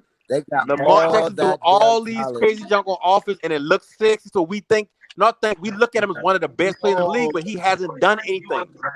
Then we look at a quarterback like Tom Brady, who that's a different sport. All right, man, you gonna open your mind up and listen, or you gonna keep going? That's not good, bro. Don't look at points, bro. Don't just look at points, bro. Let me ask you a question. Zoe is an anomaly. He's an anomaly. Don't look at take away points, bro. Zoe can put up 30 easy. Let me ask you a that ain't question. what the team needs. Paul, We got DeMar doing that. Yo, let me ask y'all a question. If Chris Paul was on Atlanta, would they be in the same position? No. They'll be winning more games. They'll be winning more games. So you telling me? Hold on. I can't answer that. He's not. I'm just asking the question. I want y'all to answer the question. Chris Paul, stat-wise, is averaging 14 points per game. Look, it's not about points, bro. It's about making everybody better.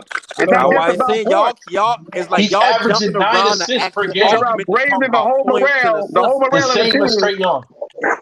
Raising the whole morale of the team, bro. But bro, he's shooting worse, bro. It's somebody's 14-9 is different. Trae Young is better than Chris Paul, bro. But yeah, Chris Paul got his team the second best team in the league. Trae Young is better than him. No. Monty Williams has his team. Man, now y'all listen. You can't keep jumping around the point like that. It's not the coach, bro. It's not they the wasn't even in the playoffs they had before a Chris coach before Chris Paul. Bro, they was 15 games below 500 before Chris Paul got there. Exactly. Who's the best player in the Suns?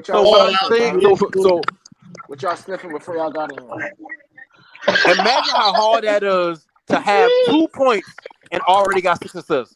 That means you ain't even a threat at this point, but you still got 6 assists. That's called create an assist. So that proves my point. But they He's a losing. better floor general than Trae Young. No, that proves that they losing. He ain't a better floor general because they losing. If he had that in a winning effort, listen. Just listen for a second, right? You giving me 17 minutes of a point guard with only 2 points. That's a lot of minutes. I'm taking Trae Young over Chris Paul. I'm not going to lie. Listen. Chris Paul Trae Young played 39 minutes and 47 seconds and shot 29. Had 29 points, 9 assists, 60% for 3. But is that his full game? Is that who we look at him as? Same thing. The Suns probably win that last year. Right, taking 17 minutes of a game and saying that's his point. You prove his point. For him to not be a scoring threat, he still got 6 assists. The Suns probably win last year if Trae Young's on that team. For him to be a scoring threat, he still got 6 assists. Oh yeah, Trae Young on the Suns, they win the finals last year. Oh wow. Chris Paul on the Hawks. No, that sounds crazy. Not at all. They probably win. That sounds crazy. You know why I always say you can tell who don't watch that's basketball, why you have right? to laugh at that. Chris Paul. If you look at the Suns and how they get to the finals, they get to the finals off of Booker having less stress on him to be a scorer. I mean, not less stress to be a scorer, but less stress on him to have to create on his facilitator own because he got a point guard that creates for him. First Paul if you got 41. Okay, now you speaking facts. That is a fact. Yes. CP3 went off. Old man Chris Paul is a good facilitator. We're not debating that. But to say Trae Young that is not is a debate. That was a debate. That was a debate. Game? Are you like what? That don't even make any sense, bro. I guarantee that was a debate. If he a better facilitator or not. Trae Young. That was a debate. We can't win. The Suns beat. I can't say that. The Bucks last year. They win that. You got some ugly ass shoes, bro. They win that series, nigga.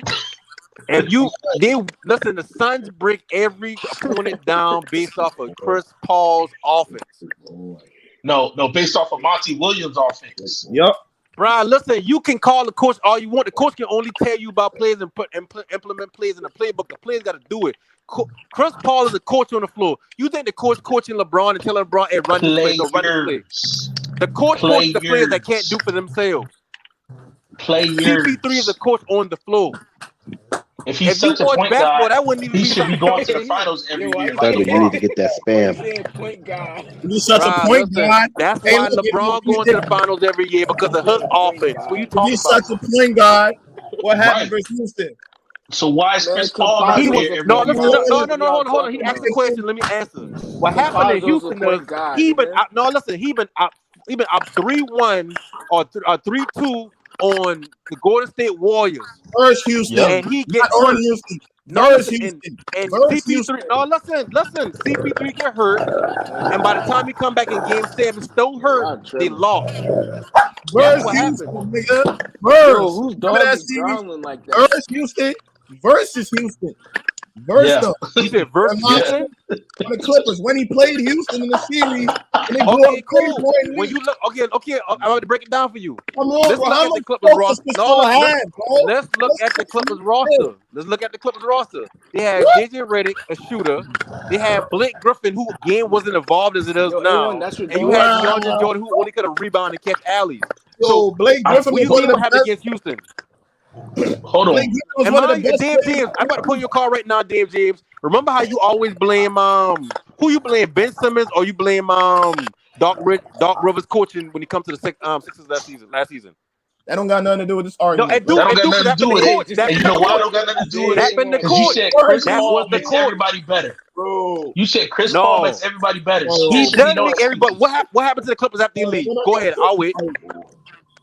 What do you mean what happened? They blew that team up. What happened? It imploded. You know why? Because without CP3, the interchangeable parts couldn't do what they got to do. Yes. JJ Redick couldn't get a lot of facilitator. He dubbed. JJ Redick ain't dumb. He dubbed. You could bring up so Blake much Griffin, but they never could win with.